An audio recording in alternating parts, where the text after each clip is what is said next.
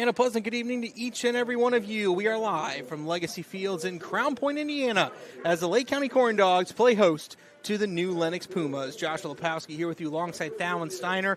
The Corndogs tonight playing in game number 30 of the season and their 16th and final non-league contest of the year. And let me do some quick math here, along with their 12th game against the Chicago Suburban Baseball League. So, Fallon, heading into tonight's contest, the Corndogs, even though it's a non-league game, have some things to play for. They have to, number one, obviously, you're playing for pride. Yes, you're playing for development. Also, you're playing to try to get a winning record against the Chicago Suburban Baseball League this season. They can do that with a win tonight. They can finish with a 500 record outside of league play. That'd be a nice thing to hang your hat on. But above all, these guys are playing to show Coach Justin Heisman why they should be the 9 guys on the field to start a postseason game here in a week. Yeah, absolutely. I mean, in a league like this where, we mentioned in the pregame that there's no series or anything in these types of playoffs. It's a one and done. So really, I mean, you have to have your best players on the field at all times. So yes, when you have chances like this against a pretty solid team, the new Lenox Pumas, you got to show what you got and able to get that spot for the playoffs. Absolutely do. The Corndogs come into tonight's game 6-5 this year against the Chicago Suburban Baseball League. They are 7-8 overall in every non-league contest. And in those non-league games that the Corndogs have played, they have played all non-league games in this homestand of 4 games so far. Corndogs have split the homestand so far at 2-2. Would like to get a win tonight to get themselves a winning record on the homestand. So a lot to play for here tonight. Let's also take a look really quickly at the Region Collegiate Baseball League standings as well for those of you that haven't been keeping track. As you can see, the Corndogs sit atop the Region Collegiate Baseball League. Tonight's game does not matter in terms of those standings, but the big thing for the Corndogs to notice is the fact that their magic number sits at 1 to get home field advantage throughout the Region Collegiate Baseball League playoffs. A Southlake loss on Saturday or a Corndogs win any of the final 3 games of the season would get themselves into the Region Collegiate Baseball League playoffs with a home field advantage all the way through, which would be very, very important. Let's go ahead and get you the starting lineups for today's contest. First off, for the new Lenox Pumas, we'll start with their batting order here tonight. Leading off at shortstop is Ryan Ketman. Jonathan Leeson, the center fielder, bats second. Sam Webb, the catcher, bats third. Mickey McDowell, the second baseman, bats fourth. Ryan Gaberski, the third baseman, bats fifth. Batting sixth, Connor McCabe at first base. Lefteri Heligius, the left fielder, batting seventh. Batting eighth is Anthony Batchin, the DH. Batting ninth, Byron Willis, the second baseman. And Mateo Munoz is the extra hitter tonight, batting 10th. The Corndogs will send out this defensive lineup here tonight. Aslan Farinelli is on the mound with Drew Satunis behind the plate. Jonathan Osornio over at first. Linus Cheriton at second. Zach Wright at short. Zach Sharkey over at third. Josh Fleming is in left field tonight. Colin Adams is in center. And Drew Kostiva is in right field here today. And as I had mentioned, each of these guys that are on the team here tonight trying to earn themselves a spot in the starting lineup for the postseason. That's something to watch out for. And also, Justin Heisman is going to start giving these pitchers a little bit more length early on in the games, trying to see if he can get some guys that can go deep into some of these postseason games and how important all of these are. Aslan Farinelli is on the mound for the Corndogs, and I think Aslan Farinelli is one of those guys now that could factor into the rotation come playoff time. Yeah, 100% on the season. He's been phenomenal, pretty consistent the entire year, apart from one pretty rough start where he was a little bit shaky and was just getting, the ball blasted against him. But, yeah, and definitely it's nice. We'll see today that he gets to have an extended outing, so we get to see how he does. And hopefully he doesn't fatigue or anything like that. So, yeah, I'm excited for this one. Let's see how he pitches. 3 starts on the year for Aslan Farinelli, 18 innings pitched. He has an ERA of 3.11. His last outing came on July the 10th against the Southlake Ironhawks. He pitched 4 innings in that one, 7 hits, 4 runs, 4 earned runs, 1 walk, 1 strikeout. But worth noting that all 4 of those earned runs, in fact, came in the first inning. So really against Southlake, it was the first inning that was really his problem, and then he got better as the game went on. Yeah. So the hope is that first inning was just kind of a blip on the radar for Aslan Farinelli, and he can keep things going from there. He also started on opening day earlier this year, and aside from that, has had some really good outings, including twice pitching without giving up any runs, coming on May 27th against Beecher and on June the 19th against the Southlake Ironhawks, both of those being starts. So 2 of his 3 starts this year, he has not given up any runs.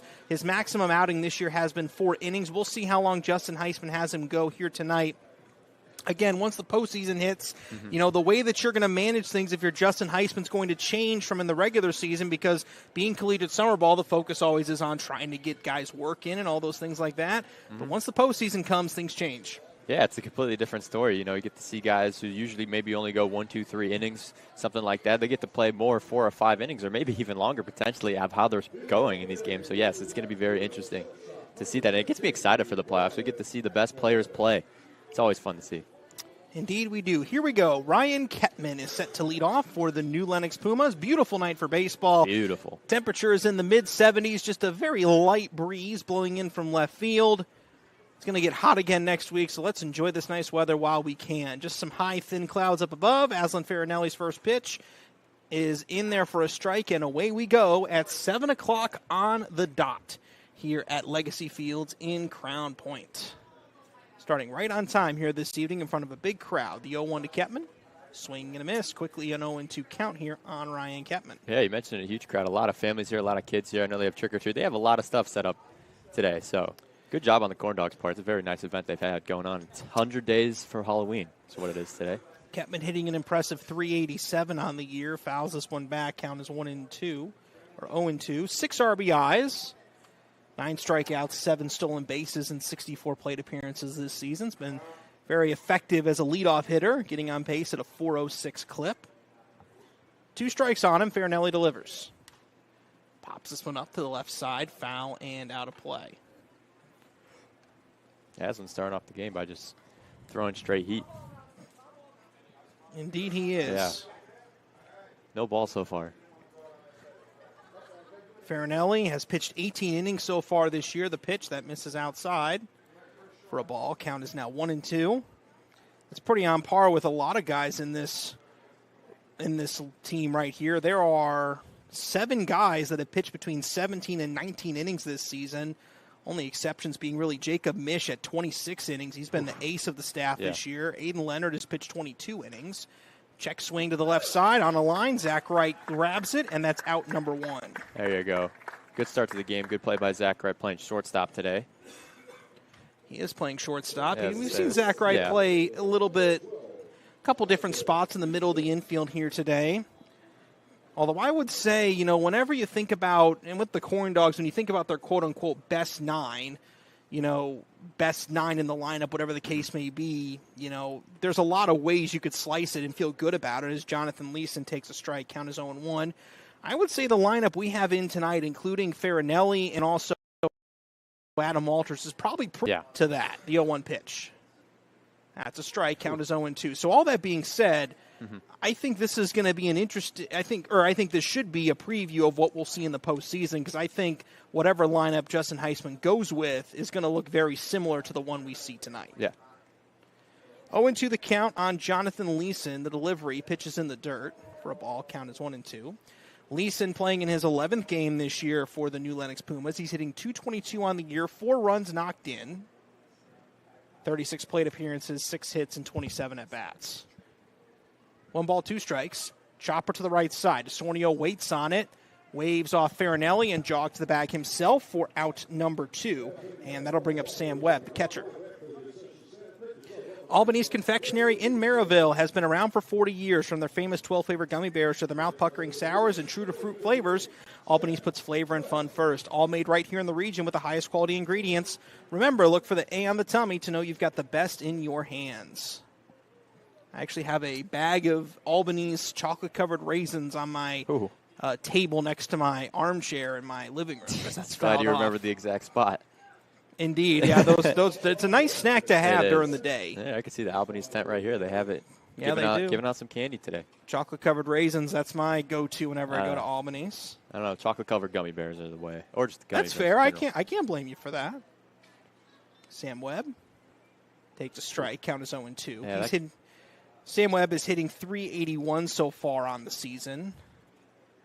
1 home run, 8 knocked in 6 games. This is his 7th appearance. 1-2. Chopper to the left side. Right, backhands it, has to throw a long way to first. Desornio picks it out of the dirt, but he drops it before he can hang on to it, and that will be probably a single. Yeah, that should be a hit. Webb. That was a good play by Wright to even have a chance at that. That's a tough play tough for play Wright. for Osornio, too. Way in the hole. So, assuming that'll be a hit, we'll see what the official scoring of it is, and indeed it is a hit. Makes sense. Farinelli would love to get through this first inning without any runs on the board. After the way the last start went against Southlake, again, he finished strong, and the Corndogs ultimately won the game. 2 down, first pitch in there for a strike to Mickey McDowell. But still, if you're Farinelli, he probably didn't feel good about how that thing went, when you have that one rough inning there. No balls, 1 strike. The pitch. In the dirt. Count moves to 1-1 here on McDowell. McDowell playing in his 28th game. He leads the New Lenox Pumas in plate appearances with 107. 16 runs knocked in, a .344 average on the year. Wow. New swing and a miss. 1 ball, 2 strikes now on Mickey McDowell. Yeah, Aslan's just throwing it in there. Not a lot of missing pitches. He's coming into this game, and he's definitely had control of the zone so far. He's looking sharp to this point and also hasn't allowed much hard contact. Those are all good signs for Justin Heisman. The 1-2. Swing and a miss. Strike 3 made him look bad on that pitch. Yeah. 2-out single ultimately leads to nothing. We head to the bottom of the first inning, and we have no score at Legacy Fields. Did you know? They decorate over 210,000 cakes a year. Did you know? Their butcher will cut your meat your way. Did you know? They have trained floral designers in store. Did you know? They will make your wedding cake. Did you know? They have a variety of deli bakeable entrees. Did you know? Their online app has coupons and so much more. Who does that? Strachan Van Til. Now you know. Headquartered in Maryville, Indiana, Centier Bank continues to play a pivotal role in every community we serve. Beginning with a single location in 1895 to serving 13 counties across Indiana, Centier Bank has championed a workplace of community building, philanthropy, and financial education to enrich the lives of individuals and businesses in the communities we serve. Our promise for a better tomorrow for generations to come is what sets Centier apart. Centier Bank, Indiana's largest private family-owned bank. If your business wants to reach real customers in real communities, the Heartland Sports Network is where you need to be. With thousands tuning in every week across Indiana and beyond, your message plays alongside the games people care about most. Connect with families, alumni, parents, and the next generation of local leaders. Digital ads, in-game features, branding opportunities. We'll build a package that fits your goals. Advertise with the Heartland Sports Network. Visit heartlandsportsnet.com or contact us today. We head to the bottom of the first inning at Legacy Fields. No score. The Corndogs and the New Lenox Pumas on 100 Days to Halloween night at Legacy Fields in Crown Point. Let's take a look at the Corndogs batting order. Zach Wright will lead off and play shortstop. Drew Satunis bats second. He'll catch.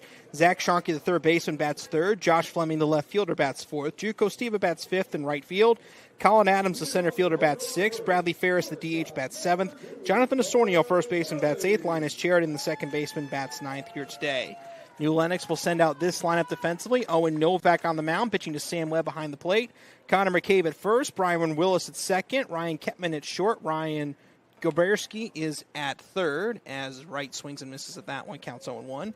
Leftari Halikians is in left. Jonathan Leeson in center. Mickey McDowell in right. The 0-1 to Zach Wright. Misses for ball one. Count is 1-1 on Zach Wright here in the early going. Wright playing in his 24th game, hitting .315 on the year. Yeah, he's been very hot as of recently as well. Tied for the team lead in runs scored with Ryder Fernandez. Getting on base at a solid .432 clip, but he swings and misses at that pitch high. Count moves to 2-2. Thank you all for joining us all across the region on the Lake County Corndogs Facebook page, the Region Sports Network, and the Heartland Sports Network. As that pitch misses outside, count is 3-2. Enjoying some Region Collegiate Baseball League action on this evening. 3-2 pitch. Popped up, foul, back and out of play. Yeah, especially as the season's growing, the end of the season's growing near. Not that many games left to catch for the Corndogs. Only one more regular season home game for the Corndogs as Novak started and stopped. Looked like the umpire called for time. Yep, one more home game in the regular season for the Corndogs, plus one postseason game at least, as Wright takes ball 4 outside. So Wright works a walk to lead off the first inning, and Drew Satunis is up next. Yeah, nice patient at back by Zach Wright. Gets on first, and that's always good. Get your leadoff guy on first. Speedster like Zach Wright, put some pressure on Owen Novak. That's a good way to start this one. Drew Satunis, the catcher. In his 17th appearance on the year, he's hitting .348 on the season with 10 runs knocked in, and he swings and pops that one in the air. Ryan Kettman makes the grab just behind second base, and that's the first out to bring up Zach Sharkey. Yeah, very, very quick at bat. Jumps on it early. Just gets a piece of it. Not enough of it. Easy play there by Kottman. Interesting walk-up song choice for Zach Yeah, Sharkey. I was thinking it's not really Halloween either. I don't know what. I don't know what it was. Good old Pink First Pony pitch Club. misses for a ball 1-0. I think it'd make more sense if he had pink batting gloves or a pink bat. Yeah. Instead, he has bright yellow. 1 ball, no strikes. The pitch. Ooh, I thought Wright was gonna take off. He had a good, nice jump didn't. on it, but Pitch is high, 2-0. Zach Sharkey hitting .327 on the year, 12 runs knocked in, getting on base at a .485 clip. Takes a strike, count is 2-1. I don't think we've given enough credit to Zach Sharkey and how well he's played this year, considering the fact that this guy, you know, at the beginning of the Corndogs season was finishing up his high school career at Lowell. 2-1. Fly ball to right, foul and out of play. yeah, the thing with Sharkey too is he has well-timed hits.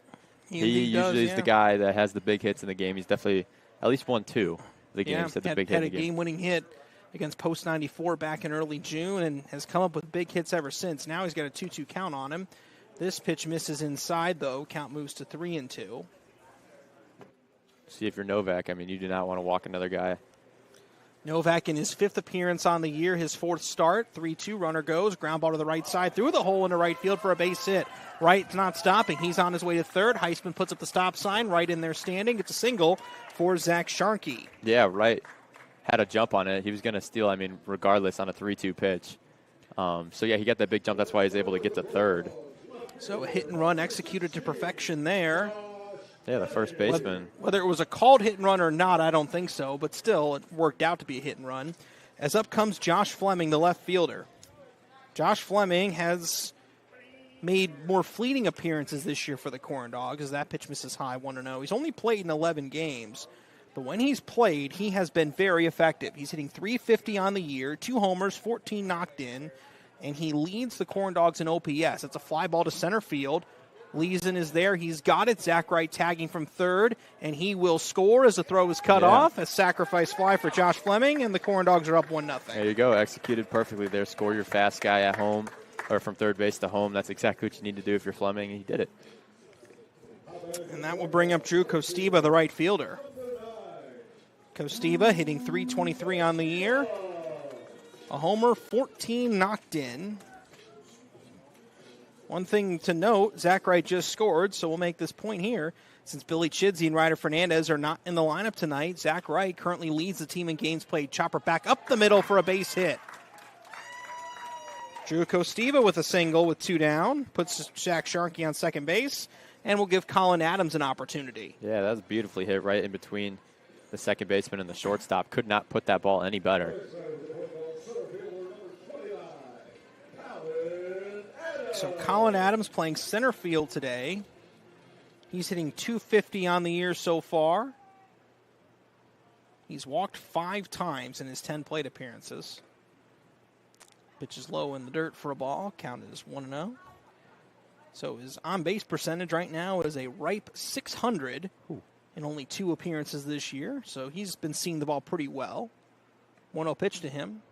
In there for a strike. Count is 1-1. That's interesting, especially if, you know, he wasn't playing. I'm sure maybe he was playing collegiate baseball somewhere else during the summer because, I mean, that's impressive. He just comes in and does that his first 2 games. 1 ball, 1 strike. Novak ready and firing. Pitch misses low and away. Count is 2-1 here on Colin Adams, who was up near the top of the lineup in the first 2 games he played, but tonight finds himself in the number 6 hole, but with an opportunity here in the first inning, the 2-1. That pitch misses, 3-1. Last year used to rock a ninja headband. Haven't seen that yet this year. Also, he always wears no gloves. He's the only player I've seen that wears no batting gloves. Old school, but an interesting look. The 3-1. Ball 4, and that's a walk, so the bases are now loaded for Bradley Ferris. Yeah, now a big opportunity in this game, the Corndogs to pounce on the Pumas early. You know, especially with the big crowd here, the energy. There's a lot of energy in this ballpark. This would be a great start. A hit here would definitely make the crowd go a little crazy. Bradley Ferris hitting .254 on the season with a homer and 12 knocked in. Bradley Ferris, who just announced he will be transferring to play some junior college ball in Texas. Ooh, that's fun. Pitch misses away, 1-0. So making the jump to junior college baseball this coming fall and spring. Fun for him to watch here. 1 ball, no strikes. Swing and a miss. Count is 1-1 on Ferris. Adams at first. Kostiba at second. Zach Sharkey is over at third. The 1-1. Breaking ball down the middle. Count moves to 1-2. Yeah, good job by Novak to get ahead of this count here. Big at bat. Let's see if Ferris can keep up with it. Ferris in a protect mode on 1-2. Bag still loaded. Here's the pitch. High chopper to the left side. Ketman is charging, and nobody's going to make the play.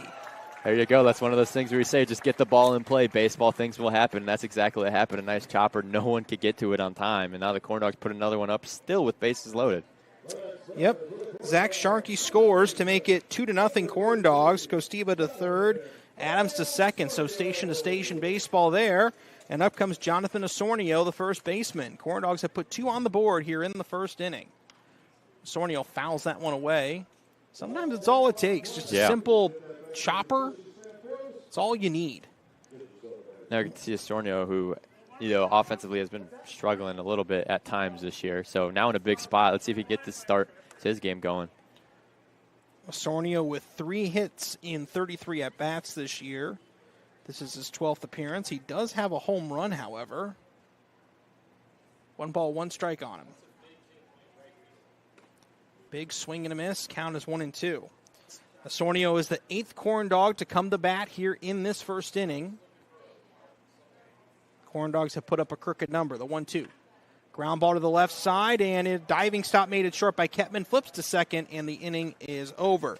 The Corndogs do get 2 runs, however, thanks to 3 base hits. No errors. They leave the bags loaded. We head to the second inning. 2-0. Corndogs lead it.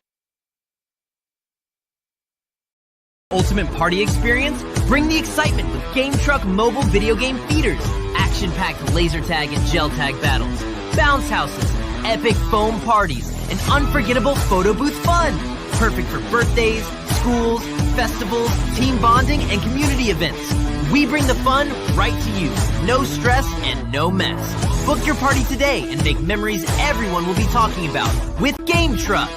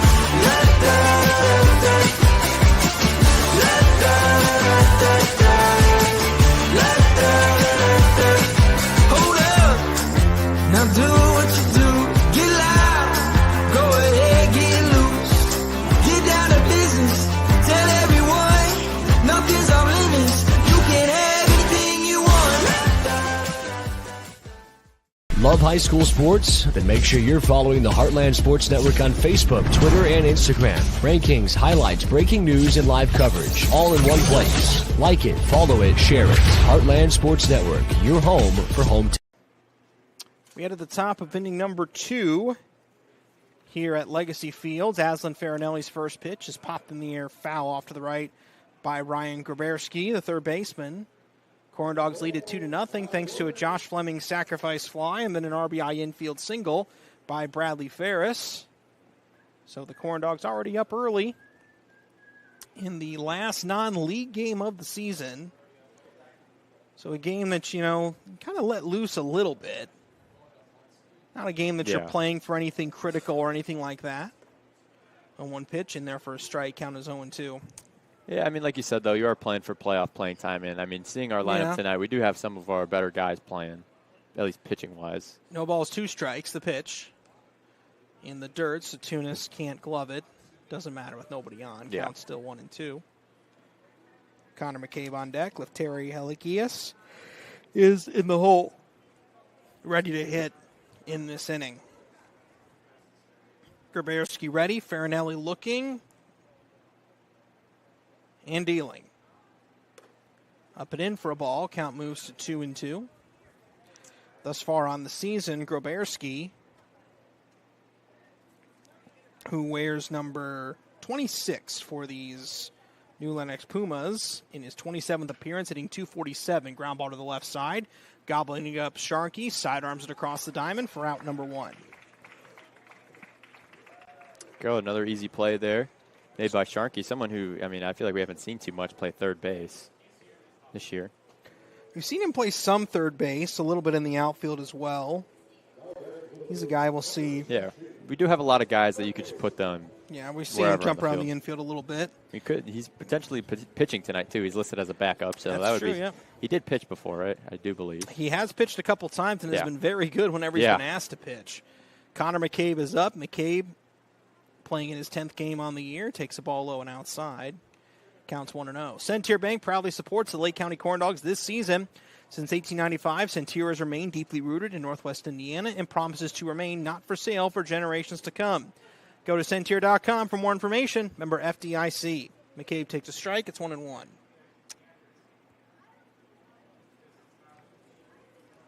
Aslan Farinelli hasn't allowed really any hard contact yet in this game. The 1-1 pitch skips up against the fencing. Count is 2-1. Haven't seen a ball leave the infield yet. Yeah. For New Lenox here in the early going. Yeah, that's always a good thing. It's either the ground ball or swing and miss. Nothing really in between. 2 balls, 1 strike. Farinelli deals. High chopper to the left side. Right, waits on it, and it gets off of his glove and safe at first is Connor McCabe.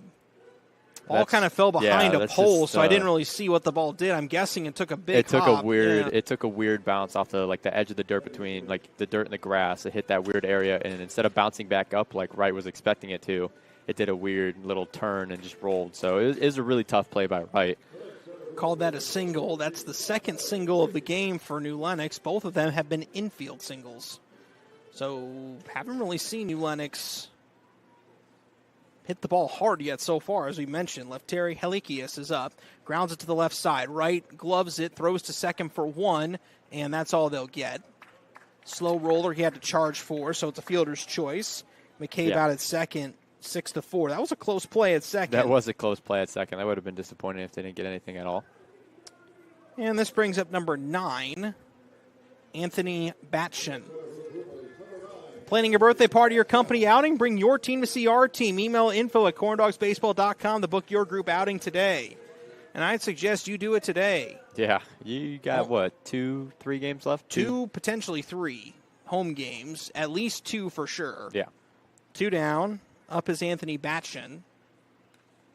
Fouls it back against the screen. Count is 0-1. That next home game will be on Tuesday night against the post-94 Vikings, a 7 p.m. first pitch. And then 1 week from tonight will be the Region Collegiate Baseball League semifinals here at Legacy Fields. Yeah, that should be a fun one against, potentially the Beavers or the Vikings again. Yeah. Those two are actually playing each other tonight, so that's a game that'll be interesting to watch to help determine who the Corndogs are going to play. Yeah. 0-2 the count here. Not an easy game regardless of who we play. As it stands right now, the Corndogs would play the Little Calumet Beavers in the first round, as it stands, the 0-2. In the dirt, count is 1-2, although I don't know if the Corndogs really cared too much who they play in that first game. Any team in this league can beat anybody at any given day, so it's not really, there's not as much of an advantage playing one team versus another. 1 ball, 2 strikes. Swing and a miss, strike 3. Strikeout number 2 on the game for Farinelli ends the second inning. We head to the third, or bottom of the second, I should say. 2-0 Corndogs. Keeps you busy and you can't get to the store? Shop online with Strachan Van Til To Go. Our to-go service is easy to use. Register using your rewards account information. Fill your virtual cart and choose delivery or pickup. Once your order is in, our own Strachan Van Til team preps your order with care. With our to-go service, you can earn reward points and save time and money with our online coupons and weekly ad prices. Life made simple. Shopping made easy. For more information or to sign up, visit shop.strachanvantil.com. Armed with a rich history of family ownership and a workforce that's committed to putting people first, Centier Bank fosters a workplace of community building, philanthropy, and financial education. A long-lasting legacy of family ownership dedicated to generations of clients is what sets Centier apart. Trust the integrity, experience, and personal service of Centier, Indiana's largest private family-owned bank. For more information, go to Centier.com. Across Indiana, the lights go on, the stands fill, and communities come alive. And every night, the Heartland Sports Network is there, showcasing the athletes, the rivalries, and the hometown pride that make our state special. Stream every game live on the Heartland Sports Network app and heartlandsportsnet.com.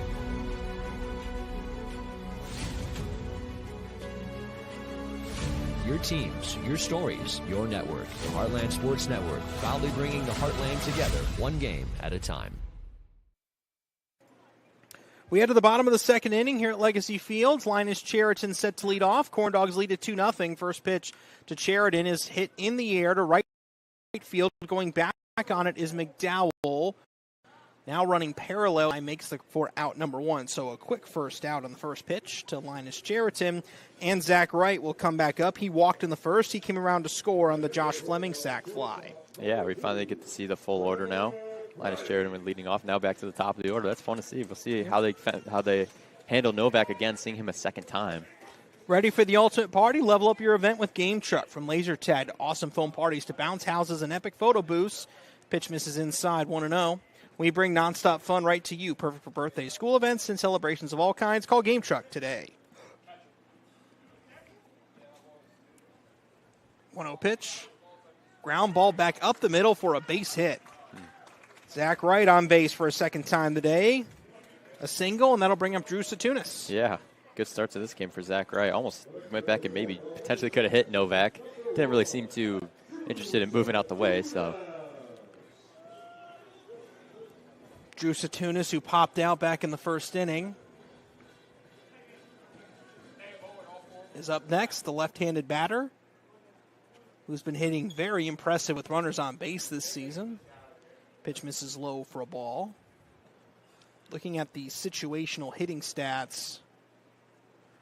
With runners on base, Drew Satunis leads the team batting .500. And he swings and skies this one into left field. And it falls in for a base hit, a little blooper. And Drew Satunis is on with a single, putting Wright on second base. Corndogs have something cooking here with one away in the second. Yeah, there you go. Situational hitting right there. Gets a nice base hit. Perfectly popped where no one could get it. And now you have a runner in scoring position. Runners on first and second for Zach Sharkey, the guy who's usually the guy who makes most good timely hits. Zach Sharkey, he's singled back in the first inning.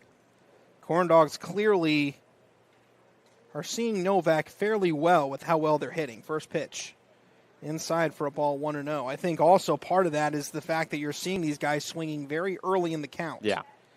They're very confident in what they're seeing out of Novak's hand.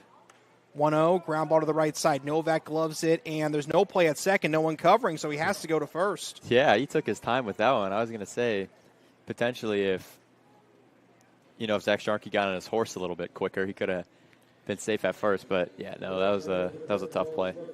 Well, the issue that happened there was Ryan Kepman didn't come to cover the bag, and neither did Byron Willis. If someone went to cover the bag. That was a double play. Yeah, that should have been at least an out at second, but now you have runners on second and third here with Josh Fleming up. The pitch is inside for a ball. Count is 1-0. And Josh Fleming is not the kind of guy you want up with two guys in scoring position. Yeah, no. 1 ball, no strikes. Novak delivers in the dirt and almost gets away from Sam Webb. Good play there. Hit his mask. Otherwise, Zach Wright is 100% coming home with his speed. 2 balls, no strikes on Josh Fleming. Novak ready and firing. Swing and a fly ball into center field.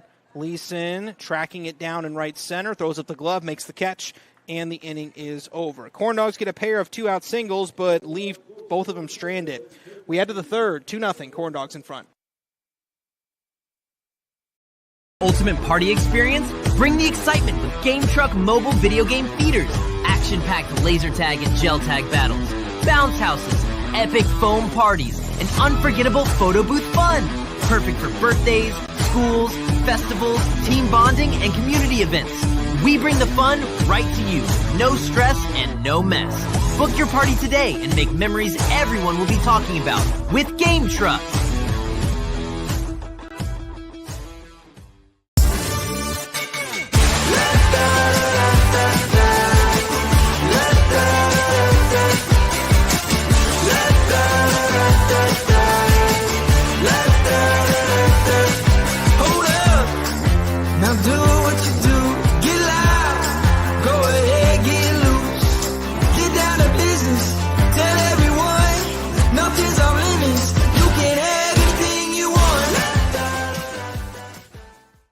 IBEW Local 697 electrical contractors bring the highest standard of electrical work to Lake County homes, schools, and businesses.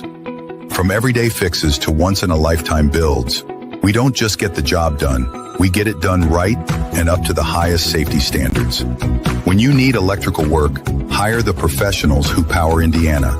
Powering Indiana, Lake County, bringing excellence to the job, creating a brighter future for our community.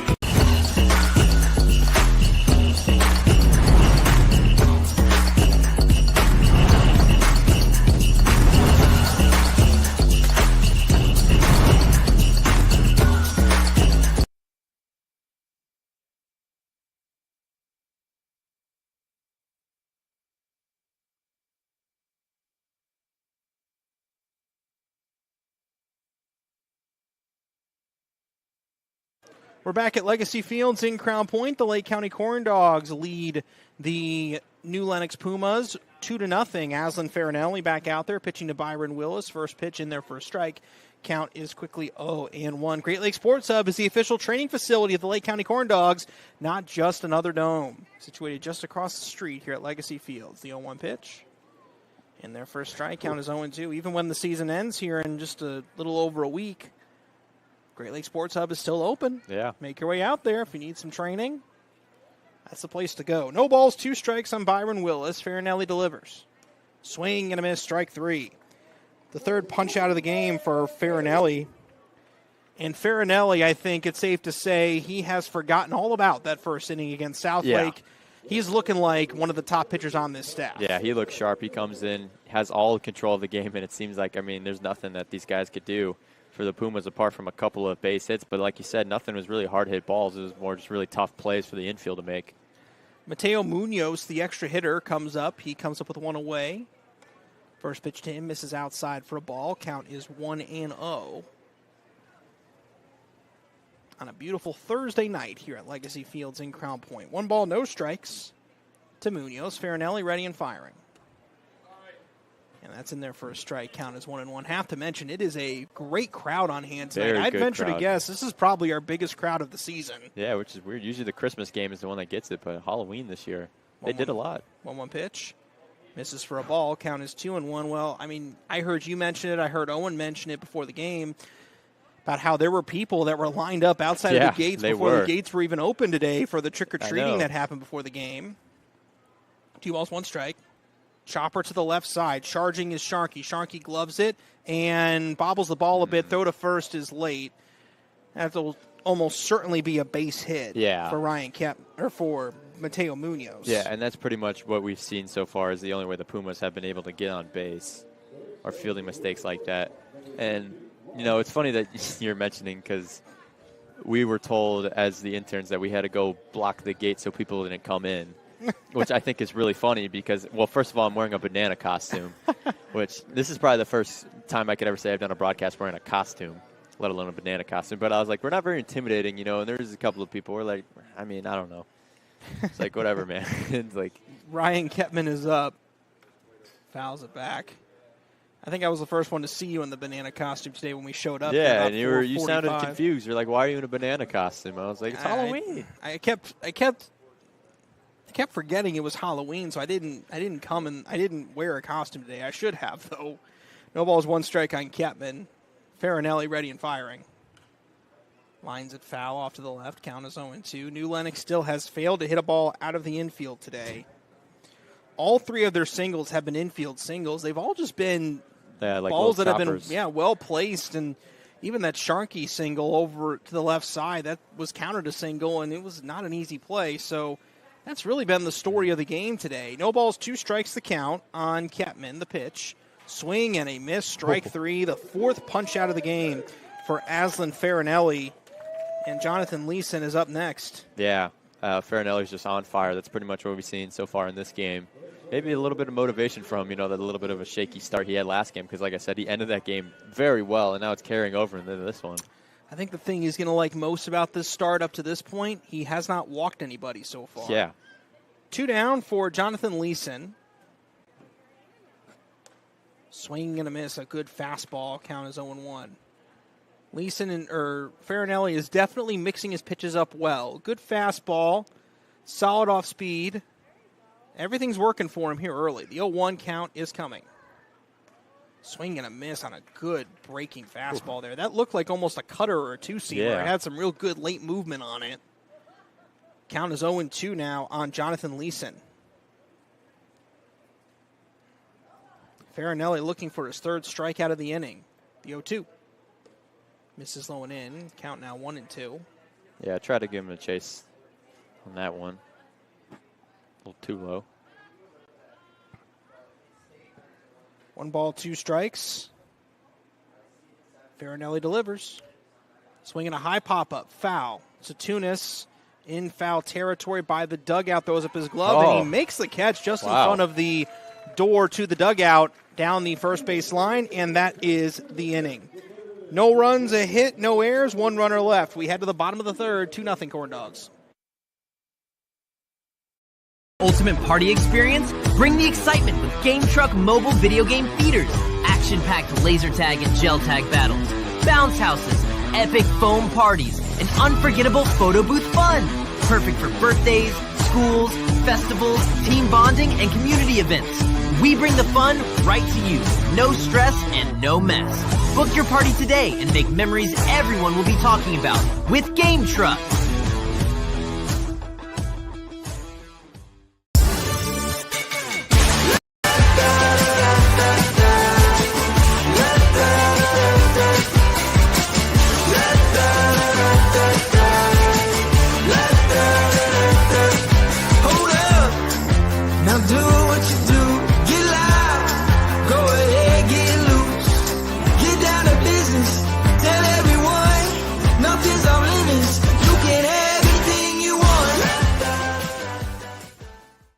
IBEW Local 697 electrical contractors bring the highest standard of electrical work to Lake County homes, schools, and businesses. From everyday fixes to once-in-a-lifetime builds, we don't just get the job done, we get it done right and up to the highest safety standards. When you need electrical work, hire the professionals who power Indiana. Powering Indiana, Lake County, bringing excellence to the job, creating a brighter future. Back at Legacy Fields in Crown Point, Corndogs up 2-0. First pitch misses for a ball to Drew Costiba. Costiba singled back in the first inning. Discover your rhythm at Hard Rock Casino, Northern Indiana, with over 1,700 slots and 80 table games. The party never stops with free live music every Friday and Saturday night. Just off of exit 6, I-80, 94. Costiba fouled that one back. Count moves to 1-1. As the Corndogs got things off to a good start. Farinelli, 3 shutout innings, 2 runs in the bottom of the first, meaning the Corndogs have had the lead throughout, and Costiba singles back up the middle. Second time in 3 innings, the Corndogs have gotten the leadoff guy on, and that'll bring up Colin Adams, who walked back in the first inning. Yeah, it's always a good start. The Corndogs making good contact tonight. I know that on the scoreboard only says 2 runs, but we've been hitting Owen Novak very well. Just a lot of pop flies as well, which is a little bit mixed in there, which isn't always a great thing. But Walking on a Dream, that's a good walk-up song. let's see. See if that motivates Colin Adams. Are you trying to speak it into existence? Maybe. Skies this one to left, foul and out of play. Maybe a walk would be, he's walking on a dream.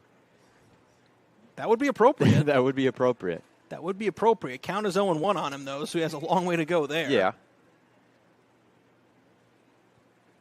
Well, if he gets a hit, then maybe Running Down a Dream would be the better song for a walk-up. Swing, and that's a high pop-up. Into short center field. Kettman on the outfield grass, throws up the glove to make the catch for out number 1. Well, he's going to be walking back to the dugout. I don't know if that's really walking on a dream, I would say. I'd say more like walking on... A nightmare? No. What's like the middle ground between a dream and a nightmare? Because I don't think a pop-out's a nightmare. I don't know, like just a thought? I don't know. Like, I mean, I know that sometimes you have dreams that are just normal. They're just just there. No, they're not normal. They're just wacky. They're like a what fever the dream? heck? Yeah, they're like, what was that about? Probably. Ferris swings and misses. Count as 0-1.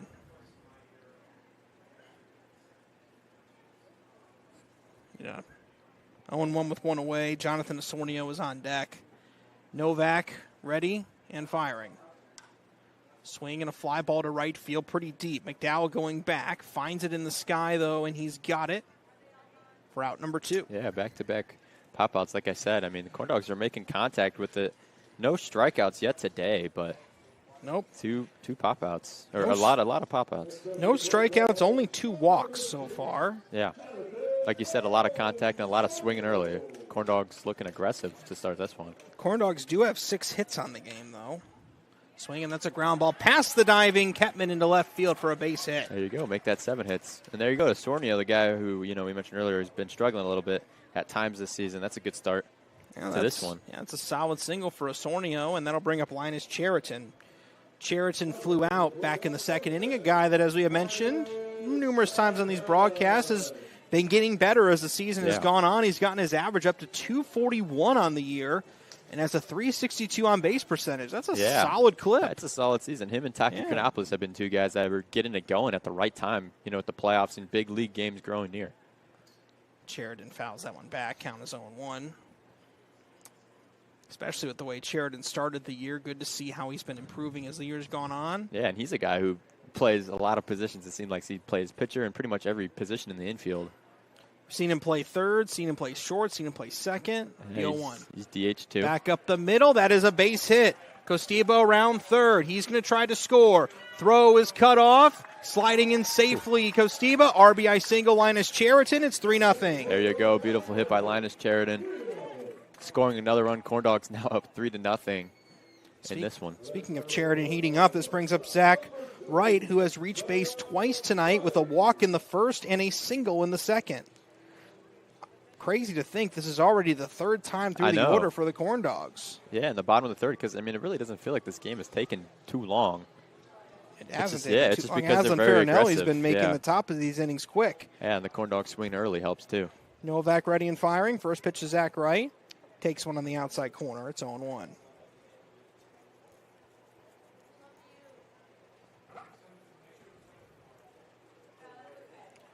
No balls, 1 strike.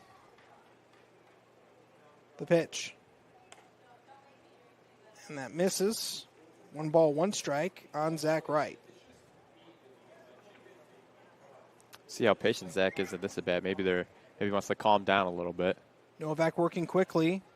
That pitch catches the inside corner. Good breaking ball. Count is 1-2. Not much calming down from Zach right there. He hasn't swung on one yet. Now the count's 1-2. Waiting for his pitch, but now he's in protect mode. 1-2. Swinging a pop-up to the right side. Charging in is McDowell. Out is Willis. Willis on the run makes the catch, and the inning is over. But the Corndogs do get a run thanks to the RBI single by Linus Cheriton, and they leave 2. We head to the 4th inning. 3-0. Corndogs out in front. Van Til for the win with 4 ways to save. Catch price drops on over 15,000 items and check the weekly ad for can't miss deals. Stack on the rewards program for digital coupons, points toward discounts and free products, and power up with our own brands. Keep your budget in the safety zone. Get the same great taste as national labels at lower prices. If you can't taste the difference, why pay the difference? Score big value with 4 ways to save at Strack & Van Til. Armed with a rich history of family ownership and a workforce that's committed to putting people first, Centier Bank fosters a workplace of community building, philanthropy, and financial education. A long-lasting legacy of family ownership dedicated to generations of clients is what sets Centier apart. Trust the integrity, experience, and personal service of Centier, Indiana's largest private family-owned bank. For more information, go to Centier.com. Across Indiana, the lights go on, the stands fill, and communities come alive. And every night, the Heartland Sports Network is there, showcasing the athletes, the rivalries, and the hometown pride that make our state special. Stream every game live on the Heartland Sports Network app and heartlandsportsnet.com.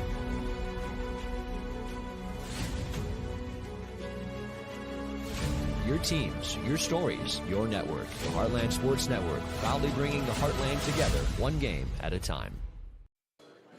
Top of the 4th inning at Legacy Fields. Corndogs up 3-0. Ironworkers Local 395 is a proud partner of the Lake County Corndogs. Local 395 continues to forge and maintain strong partnerships with owners and contractors based on our commitment to provide excellent craftsmanship through safety, productivity, reliability, and training. Also a sponsor of our Ironman Player of the Game. Aslan Farinelli back out on the mound. He's given up 3 hits, but no runs here through the first 3 innings. Here's the first pitch. Pitch is in there for a strike. Count is 0-1. But all those hits have been infield hits. Yeah. Not a single New Lenox ball has left the infield in the first 3 innings. No balls, 1 strike. The pitch. Swing and a miss, 0-2. Yeah, and you're speaking of Ironworkers player, local, whatever, 397 player of the game. Farinelli's putting his case out there so far early in this one. I would say so. 0-2 the pitch.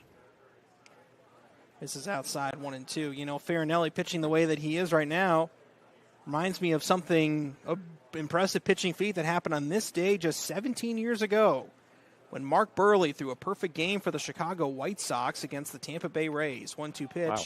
Strike 3 called on the outside corner. Strikeout number 5 for Aslan Farinelli.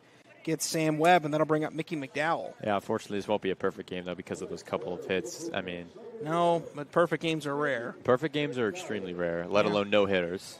Did it against the defending American League champions that year. And Mark Burley, a guy that was known for being a very quick worker. Swinging, that's a fly ball to right, pretty deep. Kostiba going back, eyes it in the sky, makes the grab for out number 2. Will bring up Ryan Graberski. I'll have to find the game here quickly to finish the point I wanted to make here. But Burley, a guy that's known for working very quickly. Well, he pitched obviously a perfect game that day. The time of game that day, 5-0 White Sox win, 2 hours and 3 minutes. Wow, and that's without pitch clock either. That's insanely impressive. And for 5 runs. That's a short game. You're right. This is definitely reminding me of that, the way this game's going, at least when Farinelli's pitching. Swinging to Mr. Graberski, count is 0-1. Well, big reason why is because 4 of those runs were scored on 1 swing. Oh, grand slam. Yeah, Josh Fields had a grand slam in the 2nd inning that put the Sox up 4-0, and they never looked back. There you go. Count moves low, 1-0. Of course, whenever you talk about this game, you have to mention the Dwayne Wise catch in left field. One of the greatest catches, in my view, in baseball history, I would say. Yeah, and it saved a perfect game then, huh? Sure did, yeah. Wow. Yeah, taking a home run away from, I don't remember who it was. I think it was B.J. Upton, but don't quote me on that. Pitch misses low and in. Count is 3-1 now on Ryan Graberski. It feels weird. That game was, 2008? That was 2009. It was 17 years ago today. Wow, that was 2 years old when that game was happening. 3 balls, 1 strike the count on Graberski. Farinelli ready. And that pitch is high for ball 4 for a walk.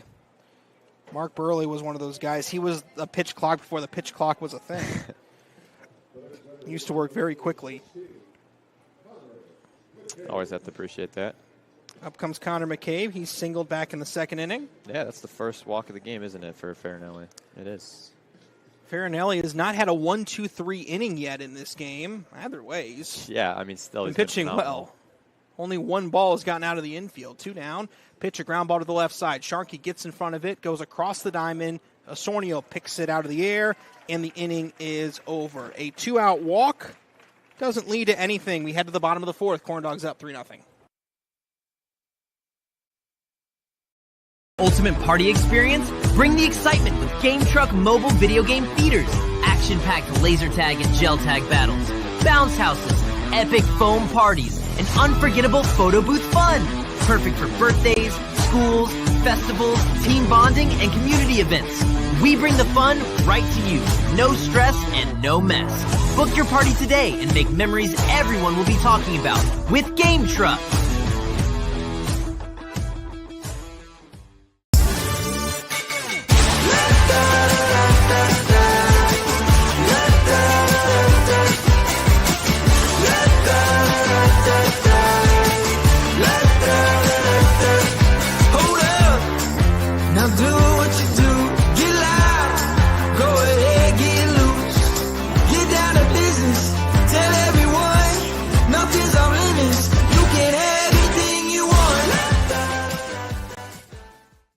IBEW Local 697 electrical contractors bring the highest standard of electrical work to Lake County homes, schools, and businesses.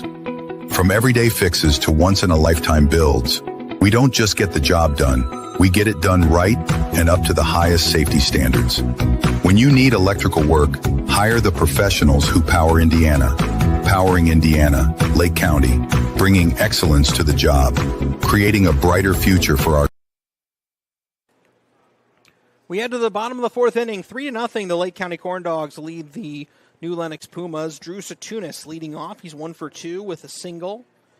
And here's the first pitch from Novak. Satunis with a ground ball to the right side. Byron Rose gets in front of it, pads the mitt, and gets the out at first for out number 1. Yeah, first time we saw a leadoff hitter get out for the Corndogs. They've been on base every single time for the first 3 innings.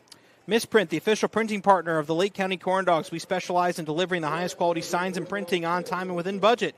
Big or small, we do it all. Visit misprintindiana.com to learn more about our services. Technically their services, but either way. Big or small, they do it all. 1 out. Zach Sharkey's up. 1 for 2 with a single and a run scored.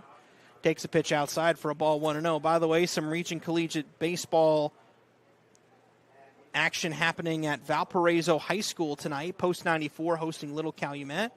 Sharkey fouls that one off. Count is 1-1. Little Calumet up 3-0 against Post 94. Yeah. Don't see what inning it is on the Game Changer stream, but it is either way. Little Calumet leading, and that's an important game. 1-1 pitch. Sharkey grounds it to the right side. Willis gloves it, throws to first. Deja vu. 4-3. Yeah, and that's out number 2. Same exact play. And the reason why is, and if you can pull up the standings very quickly here, Thalen. As you can see, the post-94 Vikings and the Little Calumet Beavers both sit in 3rd and 4th place. So if Little Calumet wins this game, that puts them in a really good spot, only a half game back to potentially overtake the post-94 Vikings. Yeah. For that 3rd spot, which would impact the Corndogs because it impacts who they would play in the first round of the postseason. First pitch misses inside to Josh Fleming. Count is 1-0. The Corndogs will be taking on post-94 on Sunday. That pitch catches the zone. Count is 1-1 to Josh Fleming. That will be at Valparaiso High School. A 4 o'clock first pitch currently on the schedule. The 1-1. That's a strike. Count is now 1-2. I'll try to speed read this ad here. Off Square Brewing, the official brewing partner of the Lake County Corndogs. At Off Square Brewing, we strive to be just that. Off Square, fly ball right field. Pretty deep, way back, and it is off the wall on a hop. Fleming on his way in to second with a double. Let's finish. Interrupted your read there. Let's finish the ad read. Off Square, we'll start over. Off Square Brewing, the official brewing partner of the Lake County Corndogs. At Off Square Brewing, we strive to be just that. Off Square. We think and brew outside the box. It's been one of those games where it feels like we haven't had a lot of time to breathe and a lot of time to say things. Things are going quick. Yeah, they're going quick right there. And I thought that was going to be another fly ball there. But this game isn't even an hour old, and we're already almost to the end of the 4th inning. Yeah. Drew Kostiva is 2 for 2. He has 2 singles. Another single here would put it put it to 4-0 Corndogs. First pitch misses low for a ball. 1-0 here on Drew Kostiba. One of the strengths of this Corndog staff or team in general is their depth. And you have guys like Drew Kostiba hitting 5th in the order, as that's popped foul back, count as 1-1.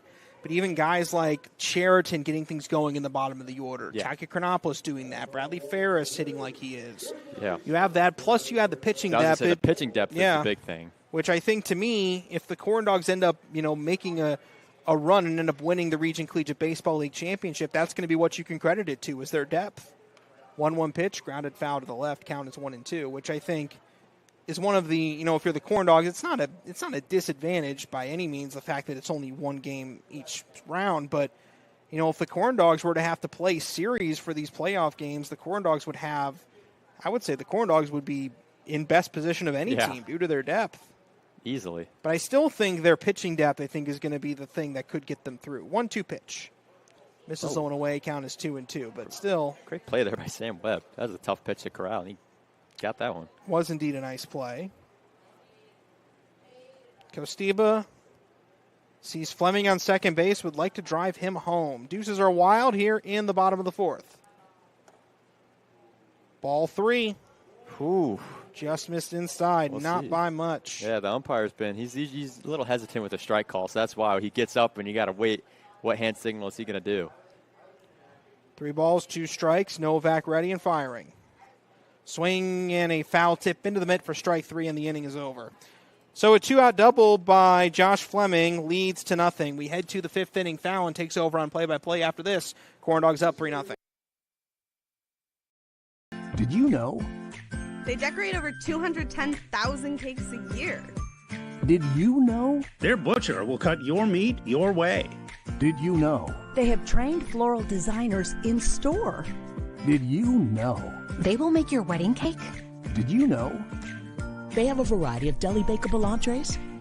Did you know? Their online app has coupons and so much more. Who does that? Strachan Van Til. Now you know. Headquartered in Maryville, Indiana, Centier Bank continues to play a pivotal role in every community we serve. Beginning with a single location in 1895 to serving 13 counties across Indiana, Centier Bank has championed a workplace of community building, philanthropy, and financial education to enrich the lives of individuals and businesses in the communities we serve. Our promise for a better tomorrow for generations to come is what sets Centier apart. Centier Bank, Indiana's largest private family-owned bank.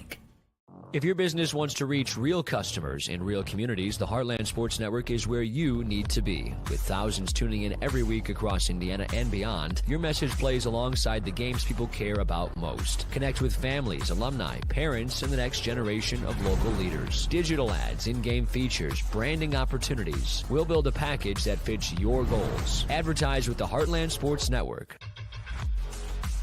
Visit heartlandsportsnet.com or contact us.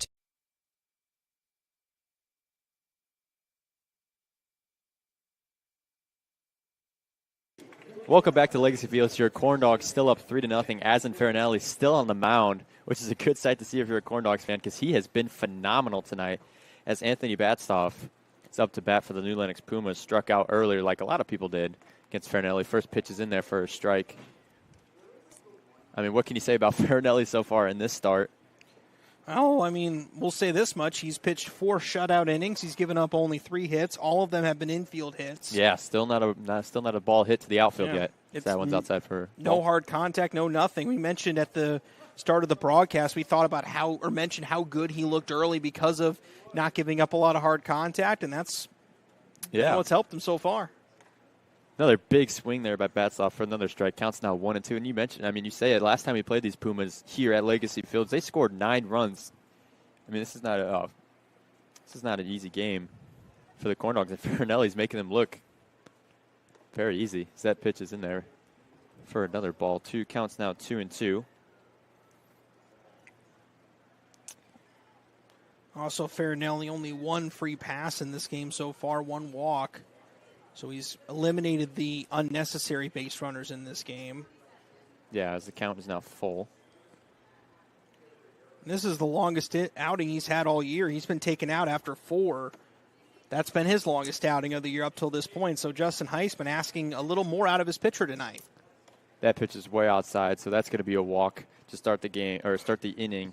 And I apologize. It is Lafty Halikius, we'll say, that was up to bat. So not Anthony Batzloff. As now, yeah, he'll be up there now to bat, the DH. So not a great start for Farinelli as a leadoff walk. No, but he's asked to pitch a little longer, which is what Justin Heisman is going to start asking these pitchers to do. He's going to be looking for guys who can pitch deeper into games and can find ways to get outs and who can put the Corndogs in the best position to win a championship. Yeah, and we're seeing it. Yeah, this is probably the longest he's going to go in this season. I mean, if this was a playoff game, you could say he could maybe go all 9 the way he's been pitching. 7's in there for a ball. So now the count's 2-0. We're kind of seeing a little bit Farinelli maybe losing a little bit after that leadoff walk. Oh, you know, batters have seen him now a few times. He's pitching deep into the game. He's at 67 pitches, so you know he's starting to get to a point where he's throwing a little bit out of his comfort zone here. As Batzloff hits that into right field, and that's going to drop in between Sheridan and Costiba. And Costiba throws it to second and makes the play in time. What a great play there. Zach Wright comes over and does a great job protecting second base, and that is a great throw there by Costiba to get Hakikis off. I guess he just wasn't aware of that play. Maybe thought the ball was going to be caught. Well, you're in a tough spot there because the ball, it's very short in the outfield, so you can't extend too far. And once the ball drops, I mean, he's so close to second base. Yeah. You know, that's just a tough spot. Yeah, really. that is. So now Bicon Wills up to bat as that first pitch is in there for a strike. Looking to gear up without breaking the bank? Come to Play It Again Sports in Maryville. We buy, sell, and trade new and used sports and fitness gear every day. Whether you're scoring your first glove, upgrading your home gym, or clearing out your garage, we've got quality gear at the prices you'll love. It's at Small Town Sports Field with big-time selection. Play It Again Sports Maryville, your local sports store. And Wills now very quickly on an 0-2 count struck out in his first at-bat, looking like he could likely do the same. And he does it again, a swing and a miss from Farinelli quickly now, 2 outs. After what could have been potentially runners on first and second with nobody out. And now we go to the extra hitter, Mateo Munez, today. Munez had an infield single in the fourth inning. By the way, because that result or that play, blooper into right field, resulted in an out at second, there was no hit given. That's just a fielder's choice for Anthony Batchin, yeah. I guess that makes sense. It does make sense, although if you're Batchin, you feel a little bit you feel a little robbed. It's like, really? Like any other time, any other situation with any other guys and any other bag, that's a base hit. Yeah. It's been that type of game so far for the Pumas as the count's now 0-1. Farinelli steps back in. The pitch just hits a third base. Sharkey bobbles it, hits him in the face, and still makes the throw to first place. What a stretch by Osornio to make that play. What a play for the Corndogs. That was an impressive one there, especially by Sharkey. Took a hit to the noggin and still able to make that play. It's been that kind of night for the Corndogs defensively, and as in Farinelli, still pitching really well. We'll go to the we'll go to the bottom of the 5th inning, now with the Corndogs leading 3-0.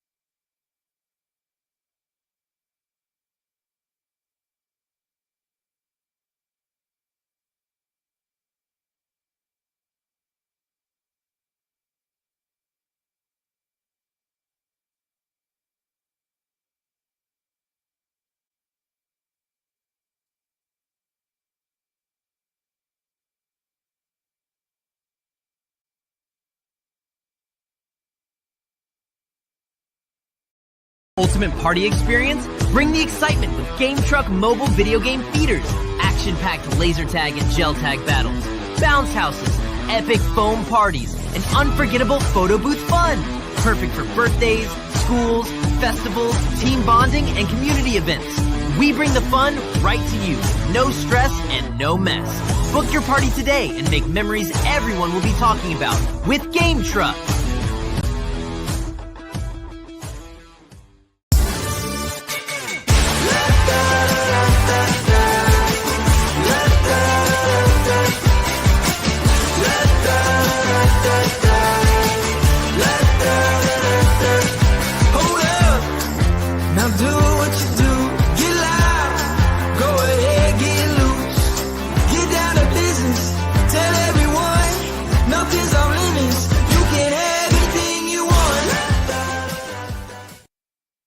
Welcome back to Legacy Fields here. Corndogs up 3-0. New pitcher into the game for the new Lenox Pumas.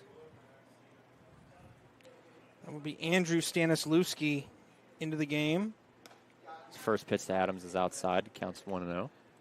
All pitching changes brought to you by IBEW Local 697. Big product or small, the right electrician makes all the difference.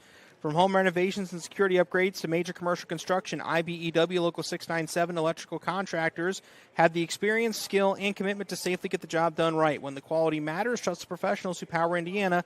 Visit poweringindiana.org today. Powering Indiana Lake County, bringing excellence to the job, creating a brighter future for tomorrow. Counts now 0-2 on Colin Adams, who's 0-for-1. Is that one slapped into left field? Is that going to drop?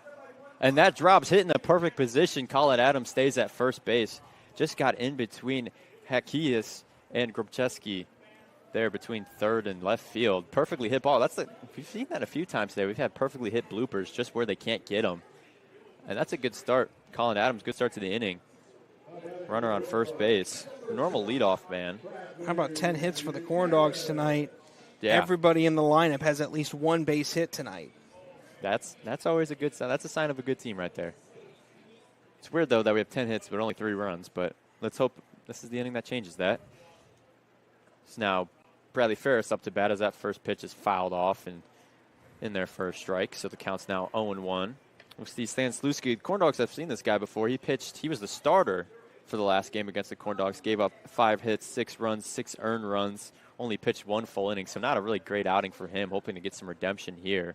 So the count's now 0-2 on Bradley Ferris. I mean, that's got to be an interesting one. You come back into the place that you played where you struggled immensely. That's got to be difficult for you mentally. Well, I'm sure it does a little bit, but it's also an opportunity. Depending on how you view it, trying to see if you can, show these guys that you can pitch still. Yeah. Pitch better against them in that. And if you want to take some positive, the Corndogs were held scoreless the first inning he pitched against them, so you can hold on to that positive heading through the rest of it. Check swing. Ferris did not go, so the count's now even at 2-2.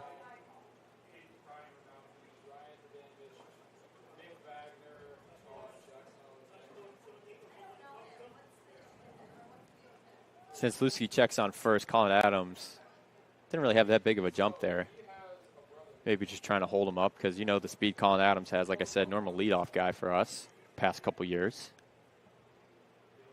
2-2 pitch. That's another ball. So now the count is full. Good job by Ferris to even this count back up.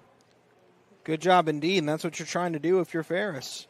Yeah, extend the pitch count, especially, these Pumas don't have really a lot of guys here tonight. As many as they had, as that one's cracked into left field.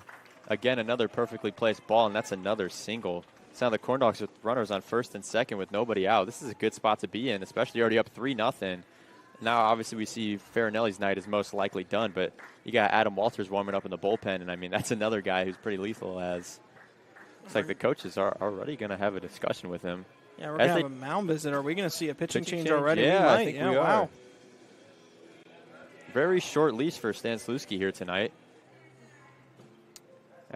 Maybe he's not. Maybe he's kind of doing a little bit of dance moves, number 34, that is. He doesn't know. Oh, nope, he's going back to the bullpen. I was about to say, that's a ridiculously short leash. Yeah. Dan Williams was coming out there.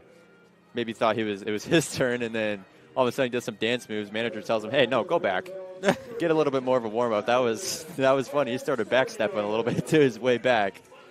I can't say I've seen that before. Yeah, a pitcher come out. And he's like, oh, wait. It's not and my then turn realize, yet. nope, I'm not pitching. All right, so Stan Slutsky it is. I was going to say 2 batters. That's relatively quick. I wonder what type of an awkward moment that would equate to. Yeah, if you're the pitcher coming out there, oh, wait, it's not my time yet. My bad, sorry. Probably the equivalent of like waving at somebody who you thought was waving at you. Oh, yeah, they're waving at someone behind you. That's the worst. Sosornio, big swing and a miss now. Maybe that motivates Stan Slutsky a little bit if you see some guy try to come out and replace you relatively early after 2 batters. We'll have to see. Yeah, Jonathan Sosornio up to bat, counts 1-1. He calls time. As I say, I've seen some short leashes before. Not really so much in this league, especially in a regular season game, but 2 batters would have been really short. The pitch fouled off by Sosornio, counts now 1-2. You see if Stan Slutsky can get his groove going and get a strikeout here, just get a Corndog out. Sosornio did have a hit in his last at-bat. 1-2 pitch. Just high. Counts now even at 2-2. Well, the idea of having a short leash is a little different in this league just because, you're trying to get guys work. So managers will schedule pitching appearances a lot more strictly here than they will in other leagues. Yeah. Sosornio skies that one high, but that's back probably by us. Hits the press box. That one was straight up in the air. I thought that was going to be right to the catcher, Sam Webb, for a second, but Webb, when he shed his mask, immediately looked back and didn't even make an effort for the ball. See, Sosornio staying alive. Counts now 2-2. The windup, and he pops it up again, but this one's going to stay in play. Since Lucy doesn't go after it, it's the first baseman, McCabe. It was called an infield fly on the field, so it was going to be out regardless. Yeah, it was going to be out regardless. But still, a good play by McCabe. And now, first out of the game, or first out of the inning.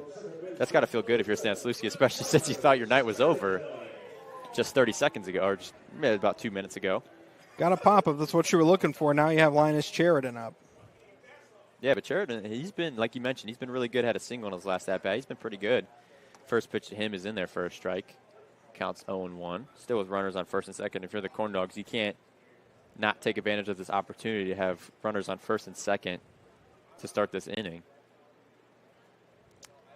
Susi checks back, throws the pitch. That one's low. Webb doing a good job tonight at the plate, just corralling these ones, making sure no extra bases for the Corndogs. Indeed he is, and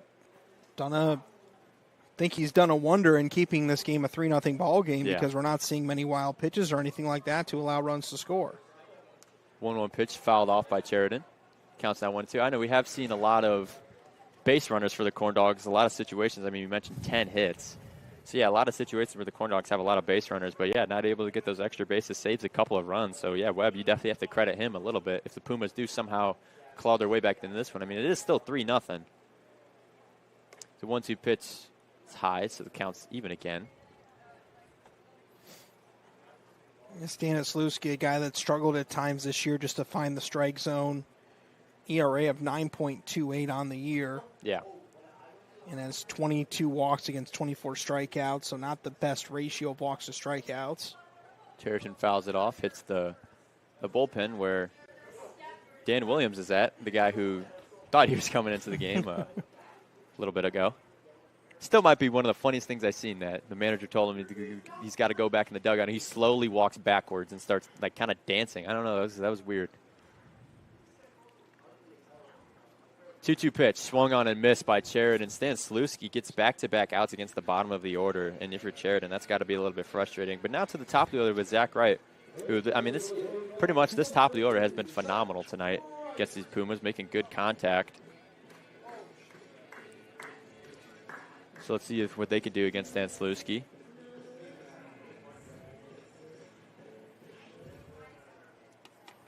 Runner still on first and second.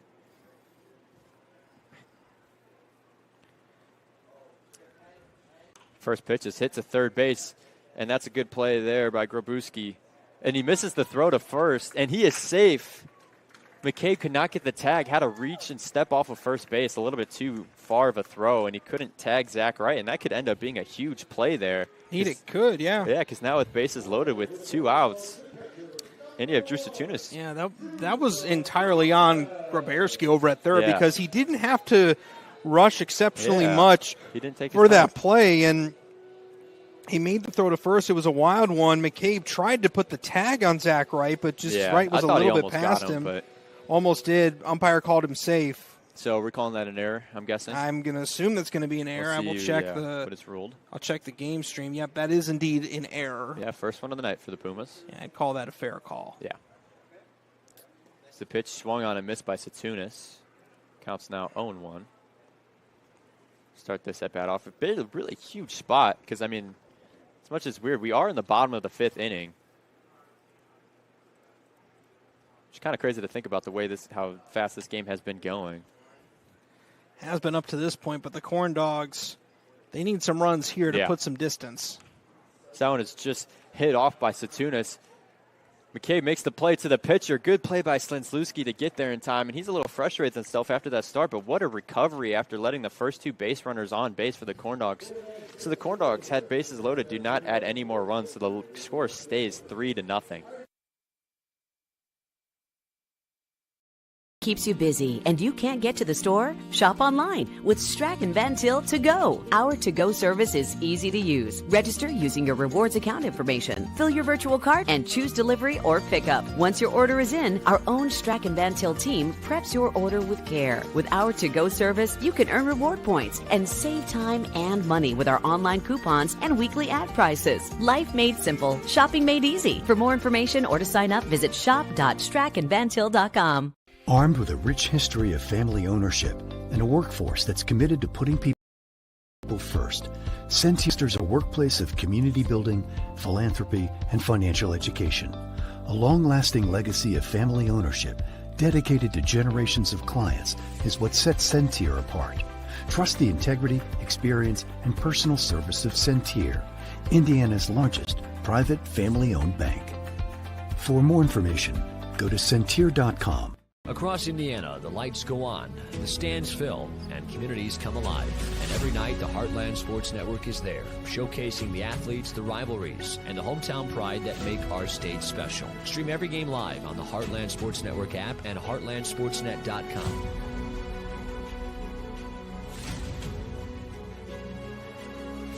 Your teams, your stories, your network. The Heartland Sports Network, proudly bringing the Heartland together, one game at a time.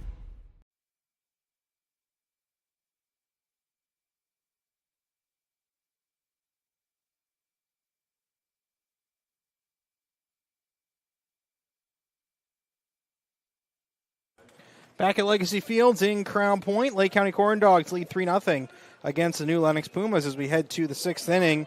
The Corndogs have an impressive 11 hits this game. However, they have left 11 runners on base. Yeah. That's keeping this game within reach. Yeah, that's... And, you know, that was the theme against the Pumas the last time we played them, is that it just was a back-and-forth game. The Pumas just kept clawing their way back into the game. We couldn't pull away, and similar. Yeah, Corndogs took an early lead, and then just from there, New Lenox just wouldn't go away. As it will be Ryan Kepman leading off. Aslan Farinelli with his 6th inning of work. That bunt attempt is foul. Yeah, lucky for the Corndogs, though. They do have Farinelli, who's been, I mean... Indeed they do. Yeah, and he's been great this game. Adam Walters is up in the bullpen, ready to come in whenever he's needed. But Farinelli, at 74 pitches, is back out there for his 6th inning of work. We'll see how much longer Heisman lets him go, the 0-1 pitch. That pitch misses outside 1-1. Why not, though? 3 hits, 2 walks, 6 strikeouts in 5 innings. Yeah. And no runs on the board. That's exactly the kind of outing you want if you're Aslan Farinelli. Farinelli ready, the 1-1 delivery. Swing and a miss. Count is 1-2. Sorry, I just had to look at Cornelius right there. There's a little kid right there that just straight up pushed him away. It's like a little baby. Pushed him away, not crying or anything. Wasn't scared of him. Was just more sick of him than anything. I'll have to ask Cornelius how he felt about that when he comes up here. 1-2 pitch, a high chopper back up the middle. Waiting in front of it, Zach Wright. Long throw to first, and it hops over the head of Osornio and against the fencing. And they'll throw back to first as Kettman overran the bag, so he'll hold there. We'll see what they call that. I don't know. That was a tough bounce by Zach Wright, but he still managed to play that. But that throw, that was not a very great throw to Osornio. Still, again, maybe was a playable play. Well, they gave him a single. All right, we'll give him a single. So that's 4 singles. All of them are infield singles. Yeah. Trying to think about is the field playing slow tonight? And I'm thinking to myself, well, it's hasn't rained in a while, so the field's not wet. As this one is flown out to right, foul, and off the side fencing. Yeah, we have seen a lot of weird bounces. You do wonder. Well, you have. Well, the lack of that. Well, really, what that normally does is it normally causes there to be more dust on the infield more than anything.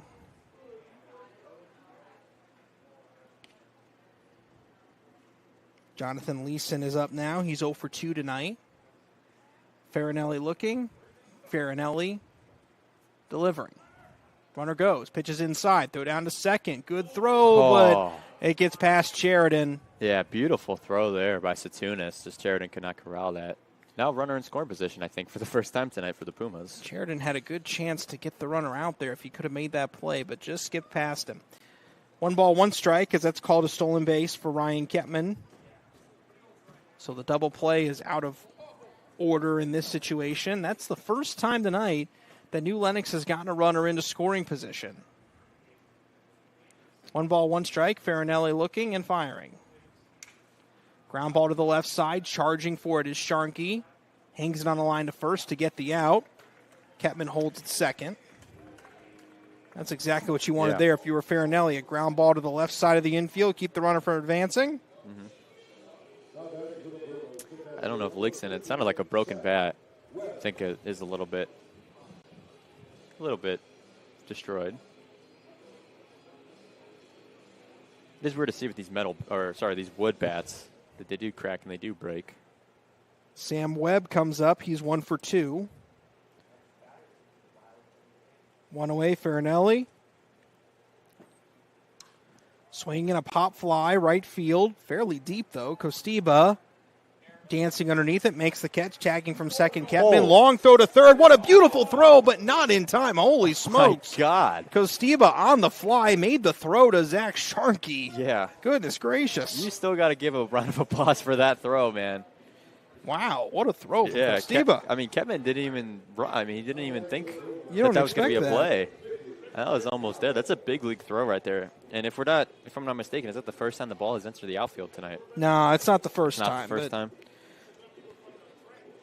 Purdue Federal Credit Union is a proud partner of the Crown Point community and supports organizations like the Corndogs. At Purdue Federal, we take pride in being your financial partner through all of life's big events. You can visit us online at PurdueFed.com.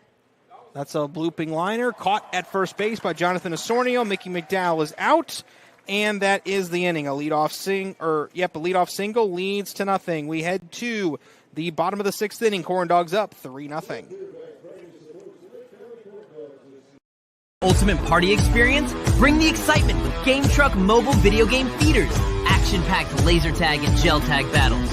Bounce houses, epic foam parties, and unforgettable photo booth fun. Perfect for birthdays, schools, festivals, team bonding, and community events. We bring the fun right to you. No stress and no mess. Book your party today and make memories everyone will be talking about with Game Truck.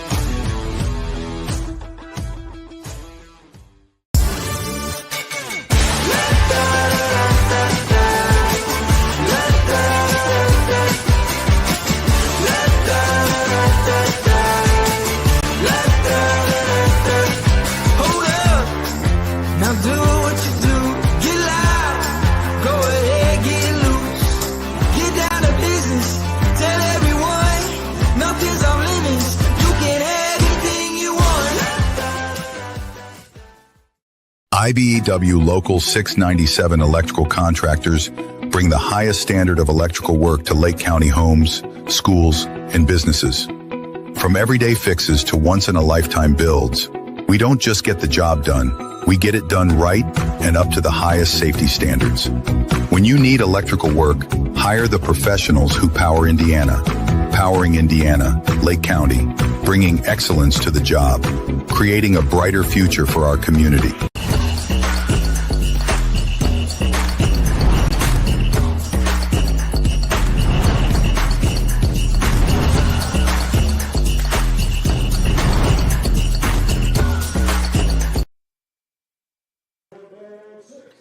We head to the bottom of the 6th inning here at Legacy Fields. Dan Williams, number 34, the guy that was so eager to come into the game in the 5th inning, gets his chance here in inning number 6. He's going to face off against Zach Sharkey to lead off the 6th. First pitch to Sharkey, misses for a ball. Count is 1-0. The Corndogs, 3 runs on 11 hits, and they have left 11 runners on base in this game. So they're up 3-0. It's hard to complain too much about the result, but still, I think if you're Heisman, you would like to see some better hitting with runners on tonight. But Aslan Farinelli, 6 shutout innings so far, as that pitch missed 2-0. Without a doubt, a candidate for our Player of the Game award tonight. 2 balls, no strikes on Sharkey. Ooh. That pitch misses inside. Count is 3-0. Yeah, not a great start for Dan Williams. 3-0 count.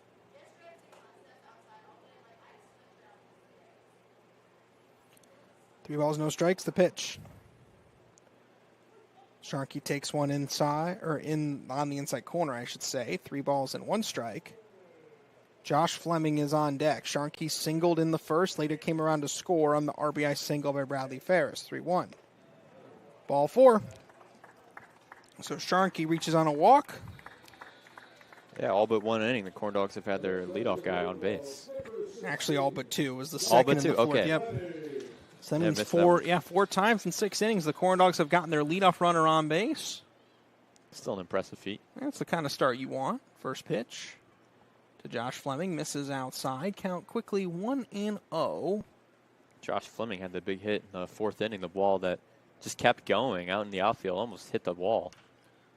Fly ball to right field. Yeah, that one's not quite there. McDowell, about 10 feet shy of the warning track, hops to make the grab. And that's the first out of the 6th inning to bring up Drew Kostiba. Online shopping at Strachan Van Til saves you time and money. In-store sale prices, pickup or delivery, online coupons, reward points, and more. Life made simple, shopping made easy at StrachanVanTil.com. I like the old 2-for-1 special. Save time and money. There you go. Time is very valuable. Time is more valuable than money because you true. Can't buy time. Can't buy time, but if you don't have money... Well, that's a little bit of another debate. Well, if you don't have money, sometimes your time isn't well spent. Yeah, that's true. You know?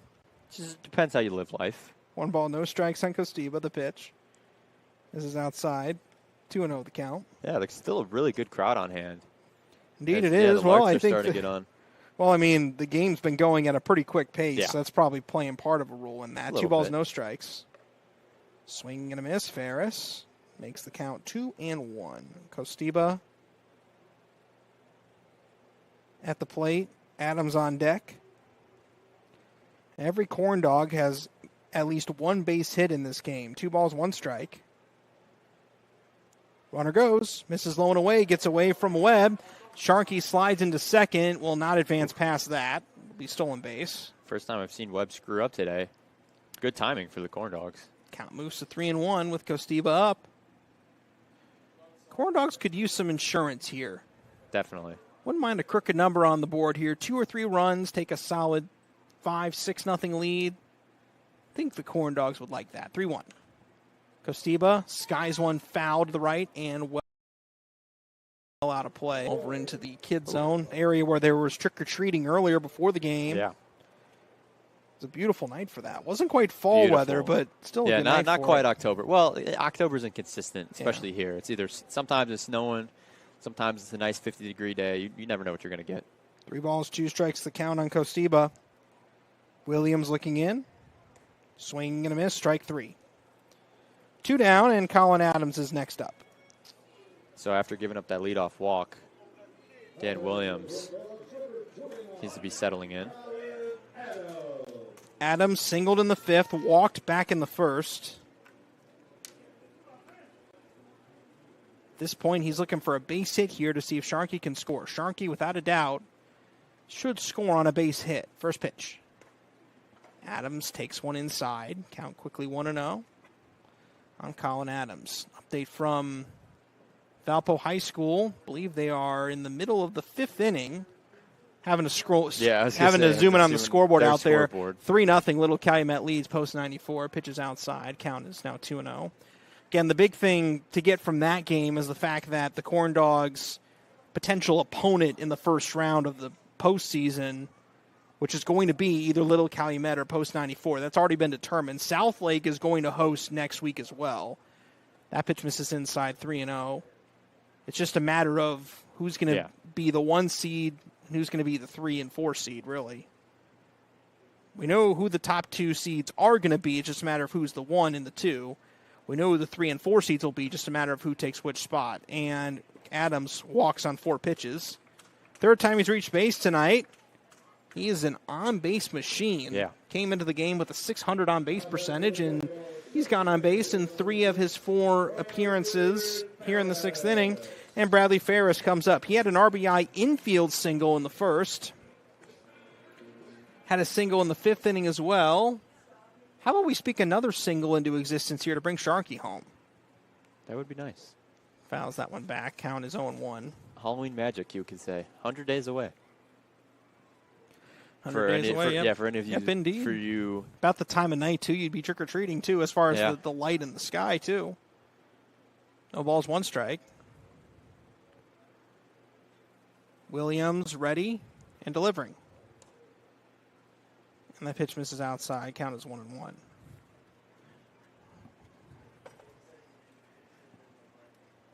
One ball, 1 strike on Bradley Ferris. Williams looking in and delivering. Misses low and away, 2-1. Feels kind of weird that it's only 100 days away is Halloween. We'll be in the fall mood. It'll be football season. Yeah, football season, Joy will fill the air. Football season less than a month away from the high school season. Almost time for college and NFL action, too, shortly thereafter. That pitch misses low, 3-1. If Ferris gets on, Jonathan Osornio is on deck.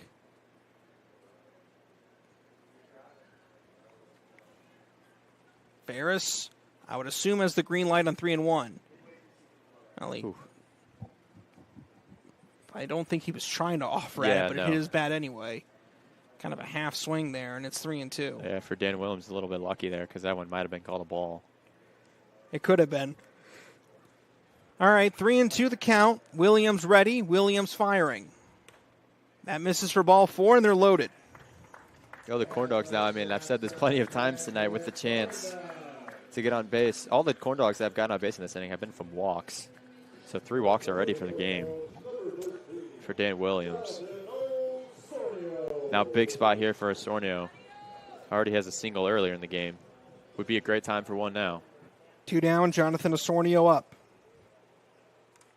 Fouled off the catcher's mask. Osornio 1 for 3. He singled in the 3rd, also grounded into a fielder's choice to end the 1st, and popped up in the 5th, an infield fly with 2 on, the 0-1. And that pitch misses high, 1-1. Well, Osornio looking to try to turn his season around a little bit. A big hit here would certainly go a long way, the 1-1. Early on that one, 1 ball, 2 strikes the count. Yeah, you got to work your way back into this at-bat if you're Osornio, now down 1-2 in this big of a spot. Already in the 6th inning. 1 ball, 2 strikes with 2 down. Dan Williams standing back in. 3-0 Corndogs here in the bottom of the 6th. The pitch. Swing and a miss. Strike 3, and the Corndogs leave 3 more runners on base after walking 3 batters in the inning. We head to the 7th. Corndogs still lead it 3-0. Life takes you places, and you can't get to the store? Shop online with Strack and Van Til To Go. Our to-go service is easy to use, and it can save you time and money. Once your order is in, our own Strack and Van Til team preps your order with care. For delivery or pickup, enjoy the convenience of letting our to-go team shop for you. Enjoy your special moments. Sign up online today at shop.strackandvantil.com. Headquartered in Maryville, Indiana, Centier Bank continues to play a pivotal role in every community we serve.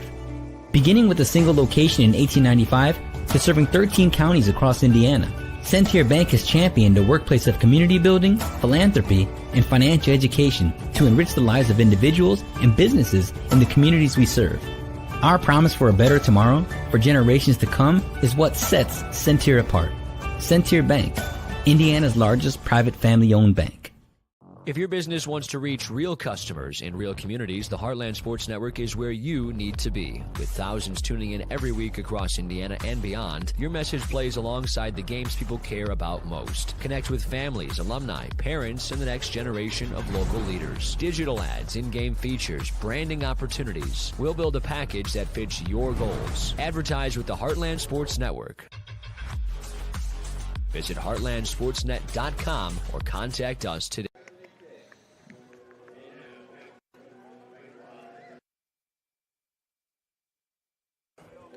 Adam Walters onto the mound for the Lake County Corndogs here to start off inning number 7. Pitching changes brought to you by IBEW, Local 697. Adam Walters on the season. This is his 6th appearance. He's pitched 18 2/3 innings this season. He's given up 12 hits, 4 runs, 3 earned, a 1.13 ERA, 5 walks against 24 strikeouts. He has been very, very good. He last pitched on Sunday against the Addison Braves, an inning 2/3. Didn't give up a hit or a run, 1 walk, 2 strikeouts. But we will finish off by mentioning the line of Aslan Farinelli, and it was a very good one. Yeah. 6 innings, 4 hits, no runs, 2 walks, 4 strikeouts. Or 6 strikeouts, I should say. So very, very good outing tonight from Aslan Farinelli. And I think Justin Heisman, after this outing, probably thinks if I have to go to Aslan in a postseason game, I'd feel pretty good about it. Yeah, 100% would feel great about that one.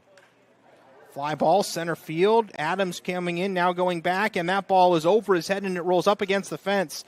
On the way to second, Ryan Gaberski puts on the brakes as the throw comes into Zach Wright, the cutoff man, and it's a leadoff double for Gaberski. So the first pitch Adam Walters throws ends up in center field. Yeah, that's not a great start to the night. Colin Adams was very deep into it. Had to run a lot for that. We'll see Walters. I mean, he's been, like you mentioned with his stats, he's been phenomenal on the year as well. It's really tough to replicate what Aslan Farinelli has done already so far in this one. Connor McCabe is up. He's 1 for 2. You know, with how dominant Aslan Farinelli's been on the mound, you kind of forget it's a 3-0 game, and things can change very quickly. First pitch is low and outside here to Connor McCabe. Count is 1-0. Yeah, all of a sudden you get a walk here. The tying runs at the plate. Adam Walters has a couple of 5-inning outings this season. He pitched 5 innings in his first start of the year against Little Calumet on May the 28th.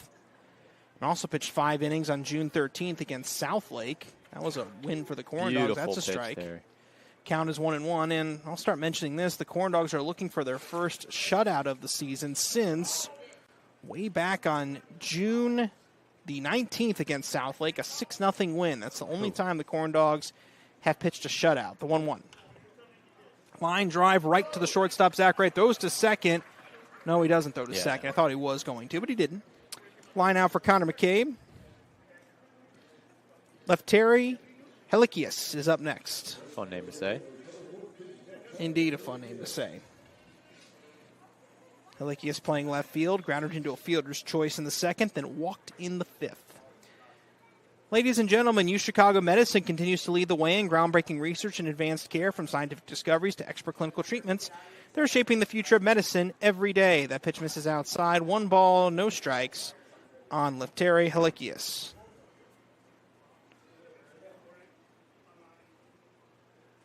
Adam Walters looking in. Here's the pitch. Misses outside. Count is 2-0. Adam Walters, a Corndogs veteran, has pitched on this team for the last 4 years. Pitched in the championship game for us last year, too. Indeed, he did. Spent some time hitting for the Corndogs his first couple years here. He's been used exclusively as a pitcher this year. 2-0 pitch. Fouled off to the left. Count is 2-1. You know, Justin Heisman likes to tell his players, you never know in college how guys are going to use you. You never know if you're going to be asked to pitch, asked to hit, do whatever. And Justin Heisman's actually a really good example of that, because Heisman, who went to play college ball at Ole Miss in the SEC, he said he went to college, his heart was being a hitter, but they moved him to the mound and started using him there, as that's a strike. Count is 2-2, and he became so good as a pitcher that that's what he ended up ultimately specializing in, and that's what he ended up doing in pro ball. He became a pitcher in pro ball, was a relief pitcher, and made it to the big leagues with the Kansas City Royals. Played there for a brief time. 2-2 pitch. Fouled away. Yeah, so if you're a pitcher, be a good team to choose is the Corndogs, and you have a guy managing who's been a big league pitcher. Indeed. Well, also a guy that, when he says something like that, watch out for how guys can use you. He is a perfect example of somebody who was used in a way he wasn't necessarily expecting and worked out for him. 2-2 swing and a miss. Strike 3 to left Terry Helikius. And that brings up Anthony Batchin. Yeah, so after the leadoff double, you get a quick pop out and then a strikeout. So you're hoping that was just a little bit of a fluke there. Batchin's 0 for 2 today. By the way, Ryan Grabarski has doubled to lead off the inning. That's the first time tonight that New Lenox has gotten a hit on a ball that left the infield. All of their first 4 hits were infield singles. Wow. That's pretty incredible. Walters delivers. Pitch is low and away, so Tunis keeps it in front of him. Count is 1-0.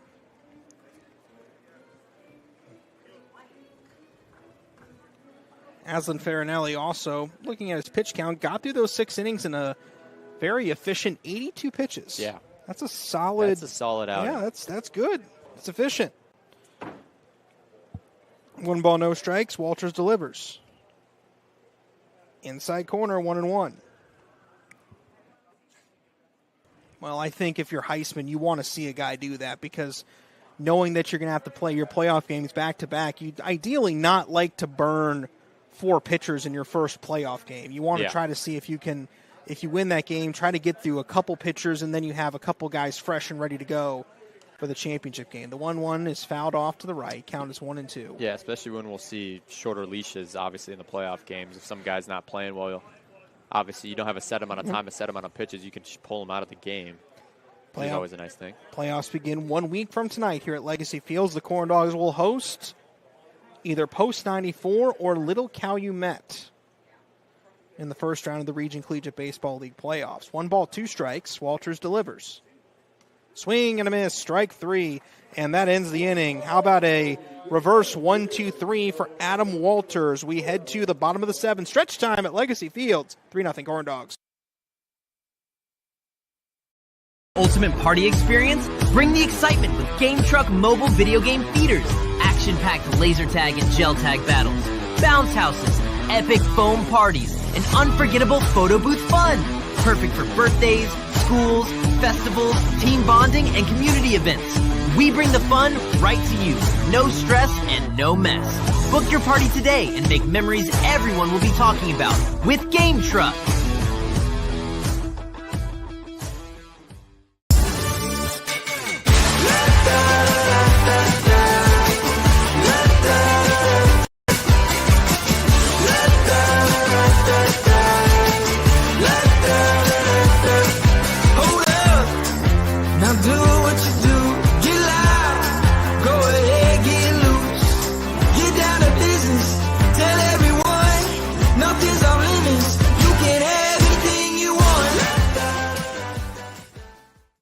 IBEW Local 697 electrical contractors bring the highest standard of electrical work to Lake County homes, schools, and businesses. From everyday fixes to once-in-a-lifetime builds, we don't just get the job done, we get it done right and up to the highest safety standards. When you need electrical work, hire the professionals who power Indiana. Powering Indiana, Lake County, bringing excellence to the job, creating a brighter future for our community. Back at Legacy Fields in Crown Point, we head to the bottom of the 7th. Corndogs lead it 3-0. Fans, did you know that UChicago Medicine Crown Point is now open, bringing world-class care to Northwest Indiana with advanced adult and pediatric services? Their state-of-the-art facility is located conveniently at I-65 and 109th Avenue. Josh Lopowski here with you alongside Fallon Steiner. Linus Cheriton leading off the 7th inning, takes a pitch high for a ball, 1-0. Cheriton had an RBI single back in the 3rd inning. 1 for 3 on the night overall. Corndogs with 11 hits and 14 runners left on base. Yeah, that's going to be the number that everyone points to, regardless of how this game goes, even if the Pumas still do get shut out. I mean, 14 runners left on base. When you start playing these important league games and especially the playoff games, that's something that has to change. You can't keep that up. Pitch misses for a ball. Count is 3-0 on Linus Cheriton.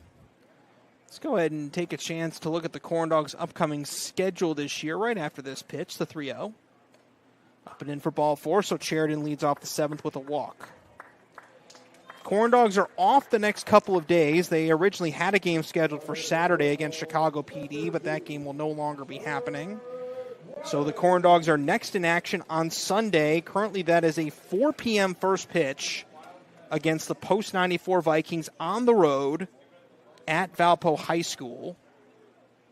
So Corndogs have an away game on Saturday, or Sunday, I should say. Then on Monday, July the 27th, as the 0-1 pitch comes in, it's low and away to Zach Wright, who's 1 for 3 tonight.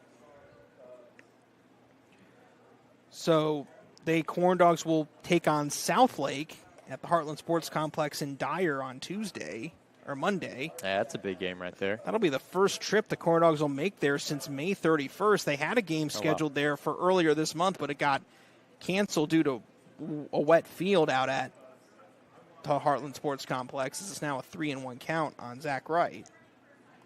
So they'll be going back to the Heartland Sports Complex on Monday, and then on Tuesday, as Wright skies this one to left field. Right under it is Helikius, and he has it for out number 1. Okay, off the bat, that looked like that was going to go a lot further than it did. I heard a lot of oohs in the crowd, and then you look, and it's that's why not that far deep. That's why a little pro tip: if you're watching baseball or if you're broadcasting baseball, you watch the fielder, not the ball. Yeah. As the manager comes out to talk to Dan Williams, we'll see. Oh yeah, he is. If there's a change, indeed there will be. Well, let's see. Does he go backwards? Nope. There is an actual change this time. There is going to be a change. After that game on Tuesday against Post 94, playoff games next weekend, we will sort that out when we come back. Pitching change sponsored by Ironworkers or IBEW Local 697. We'll sort it out when we return. Corndogs up 3-0. Ultimate party experience? Bring the excitement with Game Truck mobile video game feeders. Action-packed laser tag and gel tag battles. Bounce houses, epic foam parties, and unforgettable photo booth fun. Perfect for birthdays, schools, festivals, team bonding, and community events. We bring the fun right to you. No stress and no mess. Book your party today and make memories everyone will be talking about with Game Truck.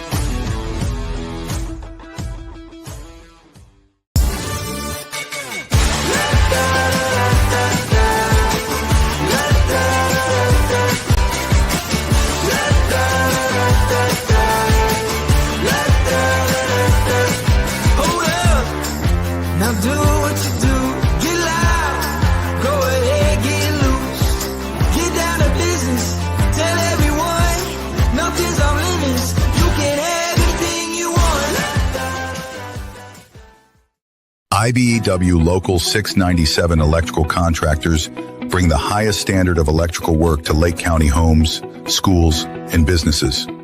From everyday fixes to once-in-a-lifetime builds, we don't just get the job done, we get it done right and up to the highest safety standards. When you need electrical work, hire the professionals who power Indiana. Powering Indiana, Lake County, bringing excellence to the job, creating a brighter future for our community. Passes in here for Portage. It's Josiah Brown. Brown throws up a last-minute prayer, and he knocks it down!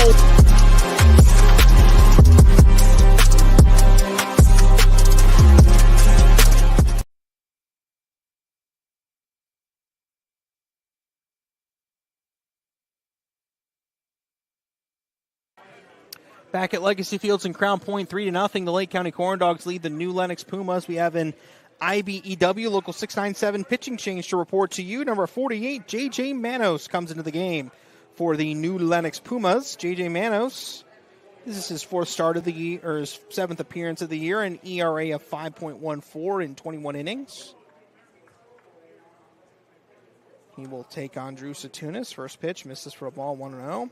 J.J. Manos rhymes with Thanos. Oh, that's a new one. That's, yep. You know, that used to be my nickname back in the day.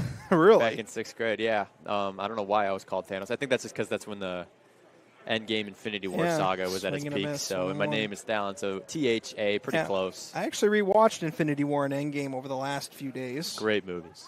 I'm excited for Doomsday. I am excited for Doomsday too. I think Infinity War to me is great. I have some qualms with the ending of Endgame, but still, it's a very good movie. I thought the ending was the best part, I think, of Endgame. Well, I think, to me, I mean, I don't want to get too far in the rabbit hole, but don't want to get too nerdy. I'll share this much. I didn't love the fact, I just felt like that the way that Cap ended everything. That's reasonable. That was a bridge too far for me. There was that, and I didn't. But now he's back anyway. So didn't love how they handled Thor either. At the end of the movie too. So had some. Still was very good, but I still think Infinity War was better than Endgame in my opinion. 3-1 pitch misses for ball 4. So Satunis is on. 2 runners on here. Yeah. Now back to baseball. I will say this much for I am excited for Doomsday and for and Spider-Man and for Brand New Day. I'm excited for all those. I think I'm more excited for Brand New Day in my opinion. I'm a big Spider-Man fan. That's fair enough. Yeah. Zach Sharkey comes up next. Sharkey is 1 for 3 today. He singled in the first and came around to score on the Bradley Ferris RBI single. But the Corndogs tonight have left 14 runners on base.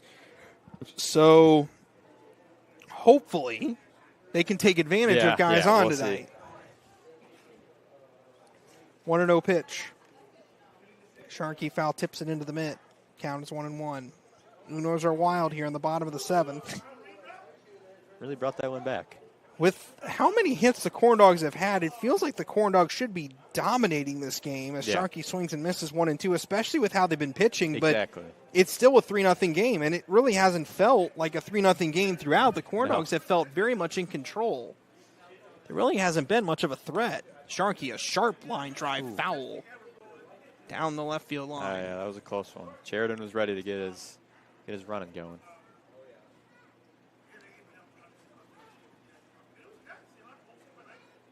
1 ball, 2 strikes. That pitch misses high. 2-2 now on Zach Sharkey. Josh Fleming is on deck. 2-2. Misses high, 3-2. If Sharkey walks, that would give Fleming an opportunity to bat with the bases loaded. Yeah. That'd be a good opportunity for Josh Fleming. Guy with light tower power. 3 balls, 2 strikes, and we're going to have a mound visit. J.J. Manos talks with his catcher, Sam Webb. Yeah, this is a big pitch in the game. Mentioned before the break how we were going to sort out the rest of the schedule. So, again, Sunday at Post 94, 4 o'clock. Monday at South Lake, 7 o'clock. We will broadcast both of those games for you. Then Tuesday, home against Post 94 at 7 o'clock. Then off Wednesday the 29th, and then a week from tonight, July 30th. Guessing that'll be a 7 o'clock start. The Corndogs will host the semifinal game of the Region Collegiate Baseball League playoffs. Yeah. And then if the Corndogs win, they'll play in the championship game on Friday the 31st as Sharkey takes a walk. And now the bags are loaded with 1 away for Josh Fleming. Yeah, huge opportunity for the Corndogs here, especially with Fleming coming up. Fleming already with a sacrifice fly in this game. And a double. So he's had a productive night at the plate. Just waiting for the Corndogs to get that big hit to really break it open. Fleming swings. This could be it. Fly ball to center field, but under it and making the grab is Leeson. Tagging from third, Cheriton. He will score. Down to third goes Drew Satunis. Second sac fly of the game for Josh Fleming, and it's 4-0. There you go. Corndogs have got the insurance run they needed to extend this lead now to 4-0. Obviously, you want more with the bases loaded, but you got to take what you can get. And right now it's 1. But still, you have runners at the corners with a chance with Drew Kostiva coming up. I think there you go is your catchphrase, that one. There you go.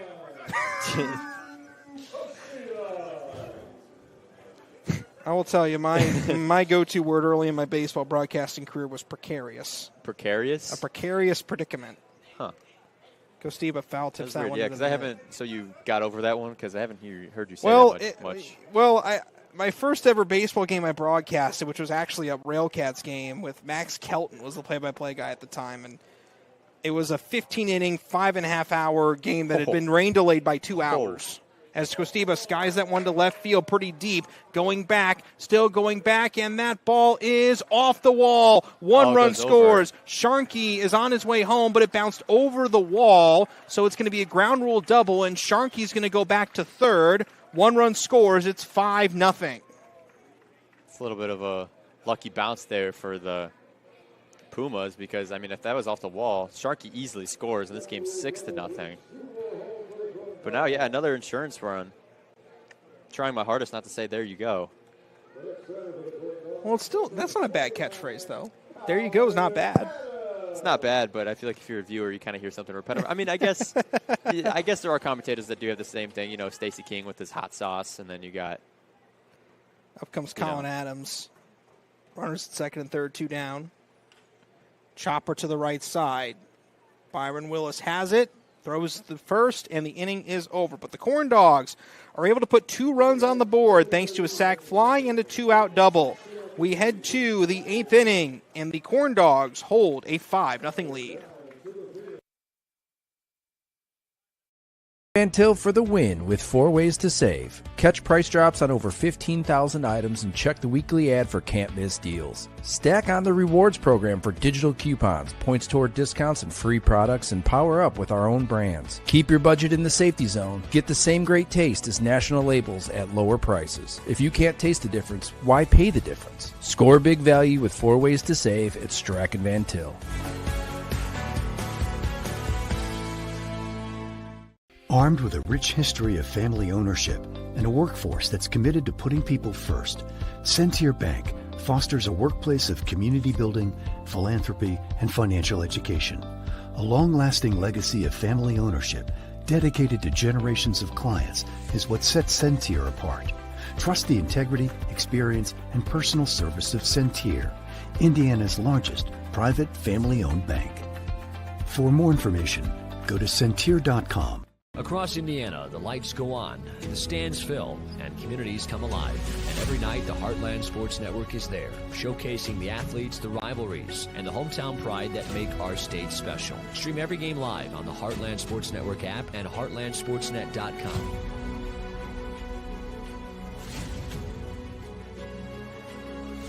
Your teams, your stories, your network. The Heartland Sports Network, proudly bringing the Heartland together, one game at a time. We head to the 8th inning here at Legacy Fields in Crown Point. Adam Walters on the mound. 5-0. Corndogs lead it. Northwest Indiana, get ready for exceptional care closest to home. U Chicago Medicine Crown Point brings advanced specialty care, including a cancer center, outpatient surgery, and pediatric service, all under one roof. Call 219-407-5500 today. Byron Willis, Mateo Munoz, and Ryan Kettman all due up. And, you know, it felt for a while there, New Lenox was just kind of hanging in there thanks to a bend but don't break pitching staff. But now it's 5-0 as that's a chopper to the right side. Charging in is Sheridan, and he lets it get past his glove. Sheridan slaps his glove hand. And we'll see what they call that. Not an easy play, but Sheridan felt like he should have made it. As Cornelius is blowing kisses. Oh, sharing the love tonight. Indeed he is. Call that an error. Makes sense. So first of the night for the Corndogs. Indeed it is. As up comes Mateo Munoz.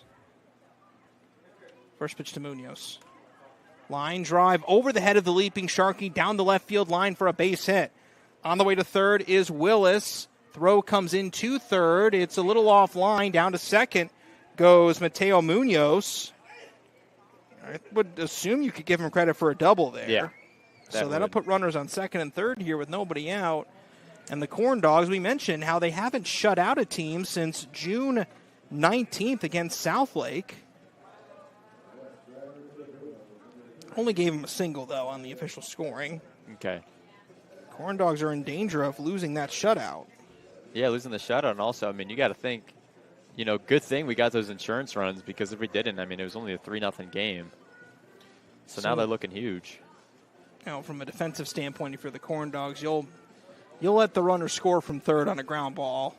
Yeah. Don't need to probably look the runner back at third, see if maybe you have a chance, but at the very least, don't worry yourself too much about it. You've got a 5-run cushion. Walters looks in. Ryan Kettman, the batter.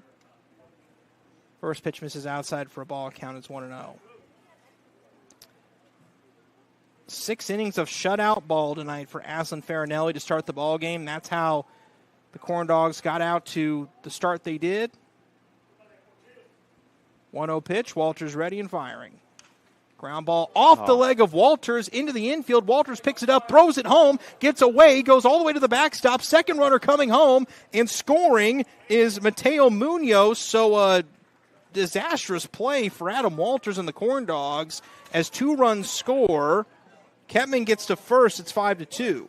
And, I mean, that's exactly the situation that you do not want. Adam Walters tries to give it back home to Satunis. Just, I mean, a little bit off foot there. That was a crazy throw there, and Heisman's going to go talk to him, maybe calm him down. I think more so just trying to check to make sure he's okay. Yeah, because that was a wild throw so right they officially call that an error. Yeah, and all of a sudden this is a ball game again. That's the reason why you get those. So they just call that a single error on Walters. Both runners score. It makes it 5-2. So those 5 runs, 2 runs the Corndogs put up in the bottom half of the 7th inning to make it 5-0. Well, that difference has now been wiped away. It's now 5-2. Yeah. But those runs look pretty big now because think about it. If those runs don't score, the Corndogs don't score those runs, all of a sudden it's a 1-run game. Yeah. And you have Walters on the mound looks like he's still throwing, so it looks like he's going to be okay. At least we hope. But not ideal at all for Adam Walters. So Walters will stand back on the mound. And that'll bring up Jonathan Leeson. None of this is ideal for the Corndogs. No, especially Walters getting hit in the foot. But now, you're getting to the heart of the order, and it's 5-2. Still nobody out with the runner on first. All right, new inning. New game, feels like. First pitch in there for a strike to Jonathan Leeson. Well, unfortunately, no shutout tonight for the Corndogs, so that game against Southlake in June is remaining for now the only shutout the Corndogs have had all year. Runner goes 0-1. Pitch misses for a ball. Throw down to second. Good throw. Tagged him, and they got him. Good throw by Andrew Satunis. Big play there for the Corndogs. Stealing. Yeah, big play there. Get the first out of the inning now. No more base runners. Bases are cleared. Walters doesn't have to worry about that. Now it's just 1 out. The batter in a 3-run lead. 1 ball, 1 strike the count. It's a nice throw, too, by Satunis. Beautiful throw. We saw one earlier, too, but Linus couldn't corral. Zach Wright couldn't corral it at second. 1-1 pitch. Foul back into the screen. Still a 1-2 count now on Jonathan Leeson. You're right. I think Walters now can catch his breath. You're like, okay, nobody on base now. Don't have to worry about that. You're still up by 3 runs. Things are going okay. Just let the game come to you. The 1-2. Oh. And that pitch just missed inside. Count is 2-2. The press box did not appreciate that call.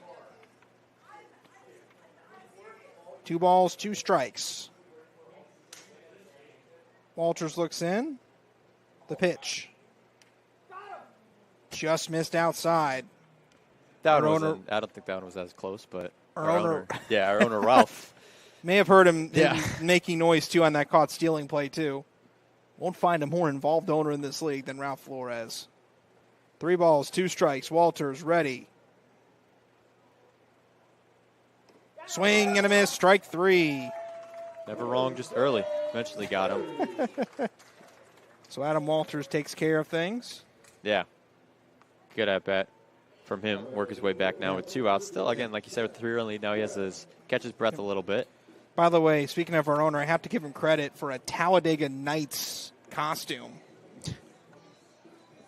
Couldn't tell you what that is, but. Well, Talladega Nights, it is a Will Ferrell movie. Oh, I know, yeah. Will Ferrell, John C. Reilly movie from 2006. And he is that pitch in there for a strike. And he is dressed up not as Will Ferrell's character, Ricky Bobby, rather his teammate, Cal Naughton Jr., played by John C. Reilly. No balls, 1 strike, the pitch. Yeah. Misses low and in, 1-1. I believe another one of our owners, Dave, is Will Ferrell's character. Yes, Ricky Bobby. So you got Ricky Bobby and Cal Naughton here tonight. As a NASCAR fan, I have seen the movie, 1-1 pitch. This is outside 2-1. I think I've said on the broadcast before, comedies aren't really my thing. Mm-hmm. So it's not, that movie is not really my cup of tea, but it's definitely interesting. I'll say that much. 2 balls, 1 strike. Here's the pitch. That's a strike, 2-2. Although speaking of NASCAR movies, I saw a report the other day that Days of Thunder 2, which Days of Thunder was a Tom Cruise movie from 1990, they're looking to make a sequel of that movie, which I think would be cool. Tom Cruise is a NASCAR driver. 2-2. Misses inside, count is 3-2. 3-2 the count here on Sam Webb. Webb is 1 for 3 with a single. Here's the pitch. Low and away for ball 4. Just misses. Well, that one was a little bit outside. Good hold up there by Sam Webb. Still 2 outs, though, so hopefully Walters doesn't get in his head too much. So Mickey McDowell is up as Walters tries to put an end to this inning. An inning that's been very up and down for Adam Walters, to put it lightly. This one is foul back. Count is 0-1. His darkness has completely fallen, as you can see, over Legacy Fields tonight. Now it finally feels like Halloween. Indeed, it does feel like Halloween, yeah. So it was too bright out earlier. Too much sun. So are you telling me you're a vampire? Hey, you never know. 0-1 pitch. No, because I would have been And melting there for a earlier. strike, It's it's 0-2. Especially, well, we had those couple of games like a couple weeks ago that was 90 degrees. I would be completely melted on the ground if I was a vampire. That's for sure. No I balls. almost did, honestly, just being a normal human, just being up here during those games. No balls, 2 strikes. Walters ready and delivering. Swing and a miss, strike 3, inning over. The New Lenox Pumas, however, do put 2 runs on the board without a hit, 2 Corndog errors, and they leave a runner stranded. We head to the bottom of the 8th. Corndogs up 5-2. Ultimate party experience? Bring the excitement with Game Truck mobile video game feeders. Action-packed laser tag and gel tag battles. Bounce houses, epic foam parties, and unforgettable photo booth fun. Perfect for birthdays, schools, festivals, team bonding, and community events. We bring the fun right to you. No stress and no mess. Book your party today and make memories everyone will be talking about with Game Truck.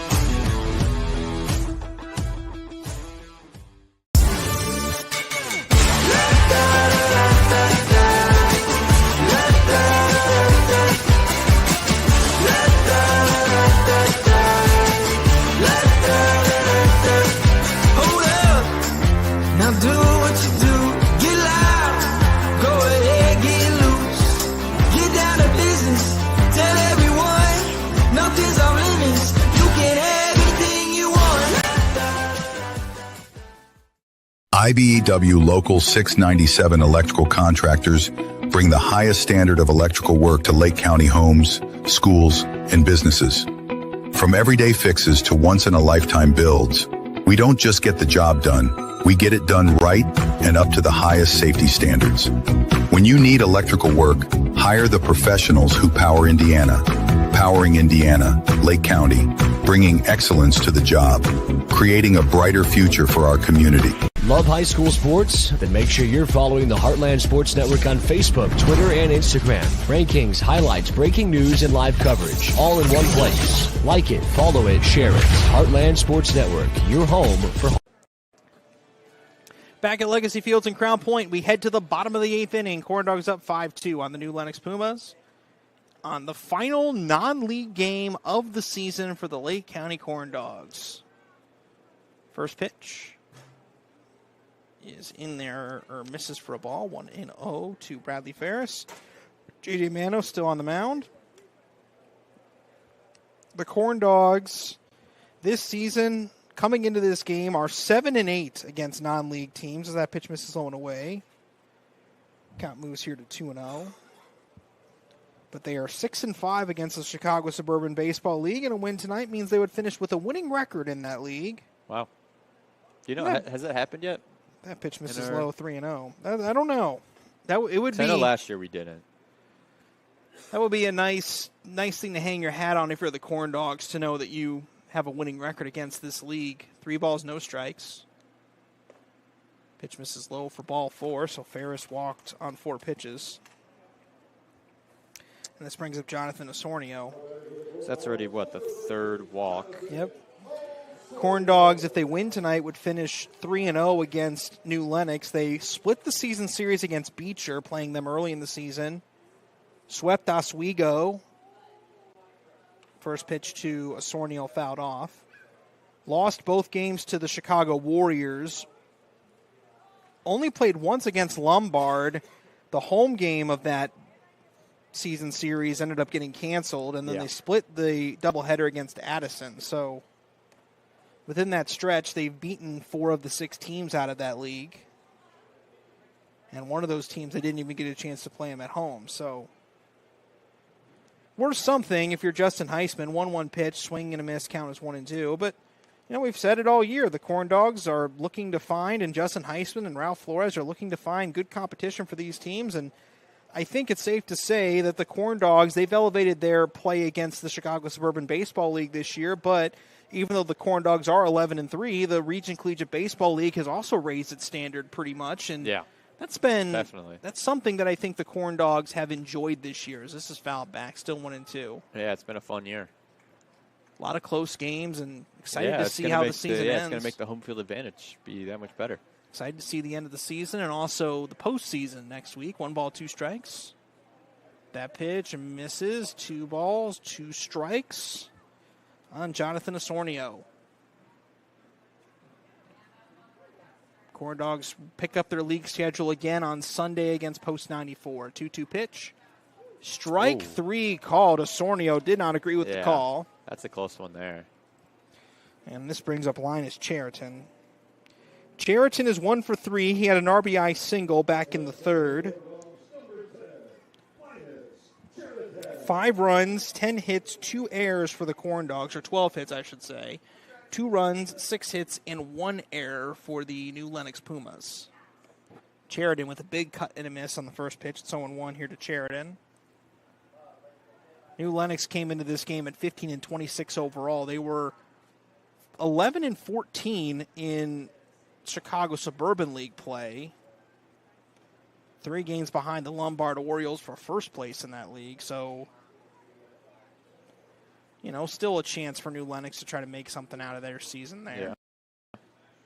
1 ball, 1 strike. Pitch misses inside, 2-1. Quick moves. They also are 1-4 this year against the Region Collegiate Baseball League. They have lost twice to the Corndogs this year and also have lost twice to the South Lake Ironhawks. That pitch misses outside, 3-1. The win so far against the Region Collegiate Baseball League was back on June the 6th when they won 7-6 against the Little Calumet Beavers. Wow, that was a good game too. 3-1 pitch. 2 on the outside corner. Speaking of Little Calumet,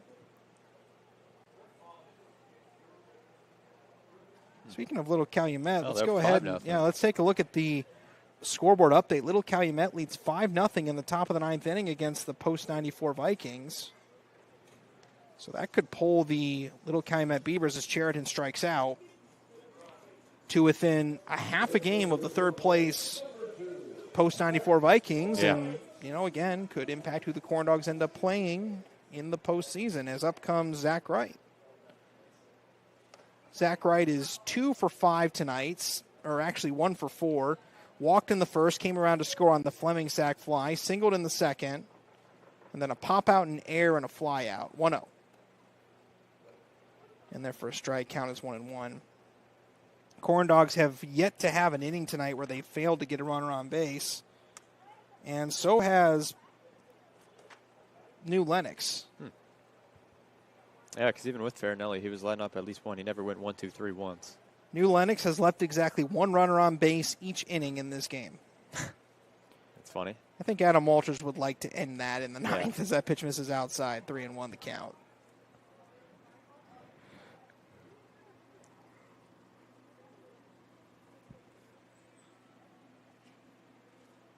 J.J. Manos gave up the leadoff walk, has back-to-back strikeouts since the pitch.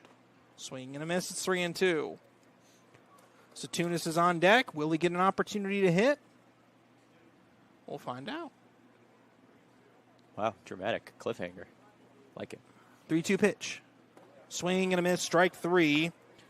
So a walk followed by back-to-back-to-back strikeouts, and the Corndogs are done in the 8th. We head to the 9th inning. Corndogs 3 outs away from a win. They lead it 5-2. Did you know? They decorate over 210,000 cakes a year. Did you know? Their butcher will cut your meat your way. Did you know? They have trained floral designers in store. Did you know? They will make your wedding cake. Did you know? They have a variety of deli bakeable entrees. Did you know? Their online app has coupons and so much more. Who does that? Strachan Van Til. Now you know. Headquartered in Maryville, Indiana, Centier Bank continues to play a pivotal role in every community we serve. Beginning with a single location in 1895 to serving 13 counties across Indiana, Centier Bank has championed a workplace of community building, philanthropy, and financial education to enrich the lives of individuals and businesses in the communities we serve. Our promise for a better tomorrow for generations to come is what sets Centier apart. Centier Bank, Indiana's largest private family-owned bank. If your business wants to reach real customers in real communities, the Heartland Sports Network is where you need to be. With thousands tuning in every week across Indiana and beyond, your message plays alongside the games people care about most. Connect with families, alumni, parents, and the next generation of local leaders. Digital ads, in-game features, branding opportunities. We'll build a package that fits your goals. Advertise with the Heartland Sports Network. Visit heartlandsportsnet.com or contact us today.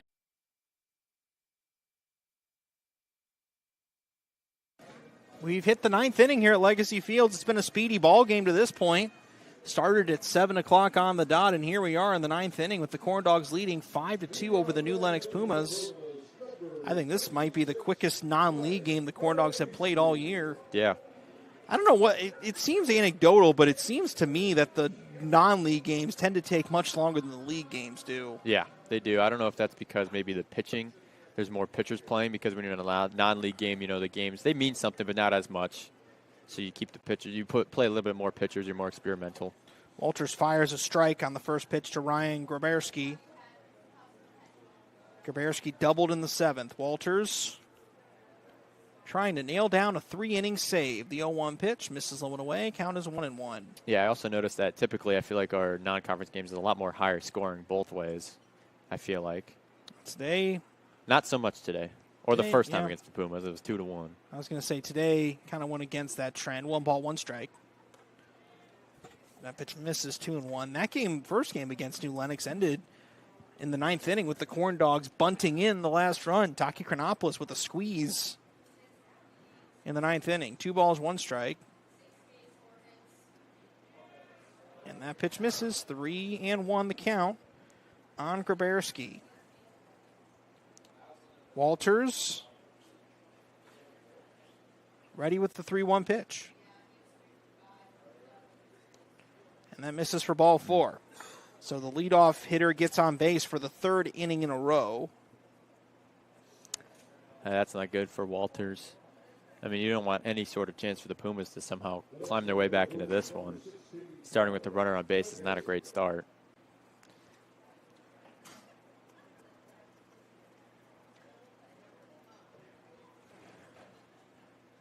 As up comes Connor McCabe. 1 for 2 on the night. Did get caught stealing in the second. First pitch, Tim is fouled back. Count is 0-1. The New Lenox Pumas have hit the ball out of the infield exactly 3 times tonight. A fly out by Mickey McDowell in the 4th. The double from Ryan Graberski in the 7th. And then the single by Mateo Munoz in the 8th. Those are the only times they've gotten the ball out of the infield. The 0-1. Sharp grounder to the left side. Sharkey gloves it. Throws it to second for 1. Back to first, not in time. Ball got away from Osornio anyway. So it wasn't going to be in time, Regardless. Still, first out of the inning. Goes down as a fielder's choice, 5-4 the out at second, and that brings up Letary Helikius. Yeah, now you have a chance to get another ground ball for a double play and potentially end this one. Let's go ahead and get you our Ironman Player of the Game, sponsored by Ironworkers Local 395. If the results hold up, Aslan Farinelli would be our Player of the Game. How about a solid performance from Aslan Farinelli. 6 shutout innings. That's exactly the outing you want. That's exactly. And the outing, they needed. 1 away for Lefteri Helikius. Now, do you think? Probably not. It probably won't be Aslan's last outing of the regular season, do you think? Well, we'll see. Maybe he might get some relief. I think it's possible. 1-0 pitch in there for a strike. If this is the way to end the regular season, what a way to end the regular season. Yeah. By the way, it is a final out at Valpo High School. 5-0. Little Calumet beats the Post 94 Vikings. They finished before us. That's crazy. 1 ball, 1 strike. Pitch low in the dirt. Count is 2-1. So that moves Little Calumet to a half game back of Post 94. Little Calumet at 5-11. Post 94 at 6-11. 2 balls and 1 strike to count here on Lefteri Helikius. Swing and a miss. 2-2.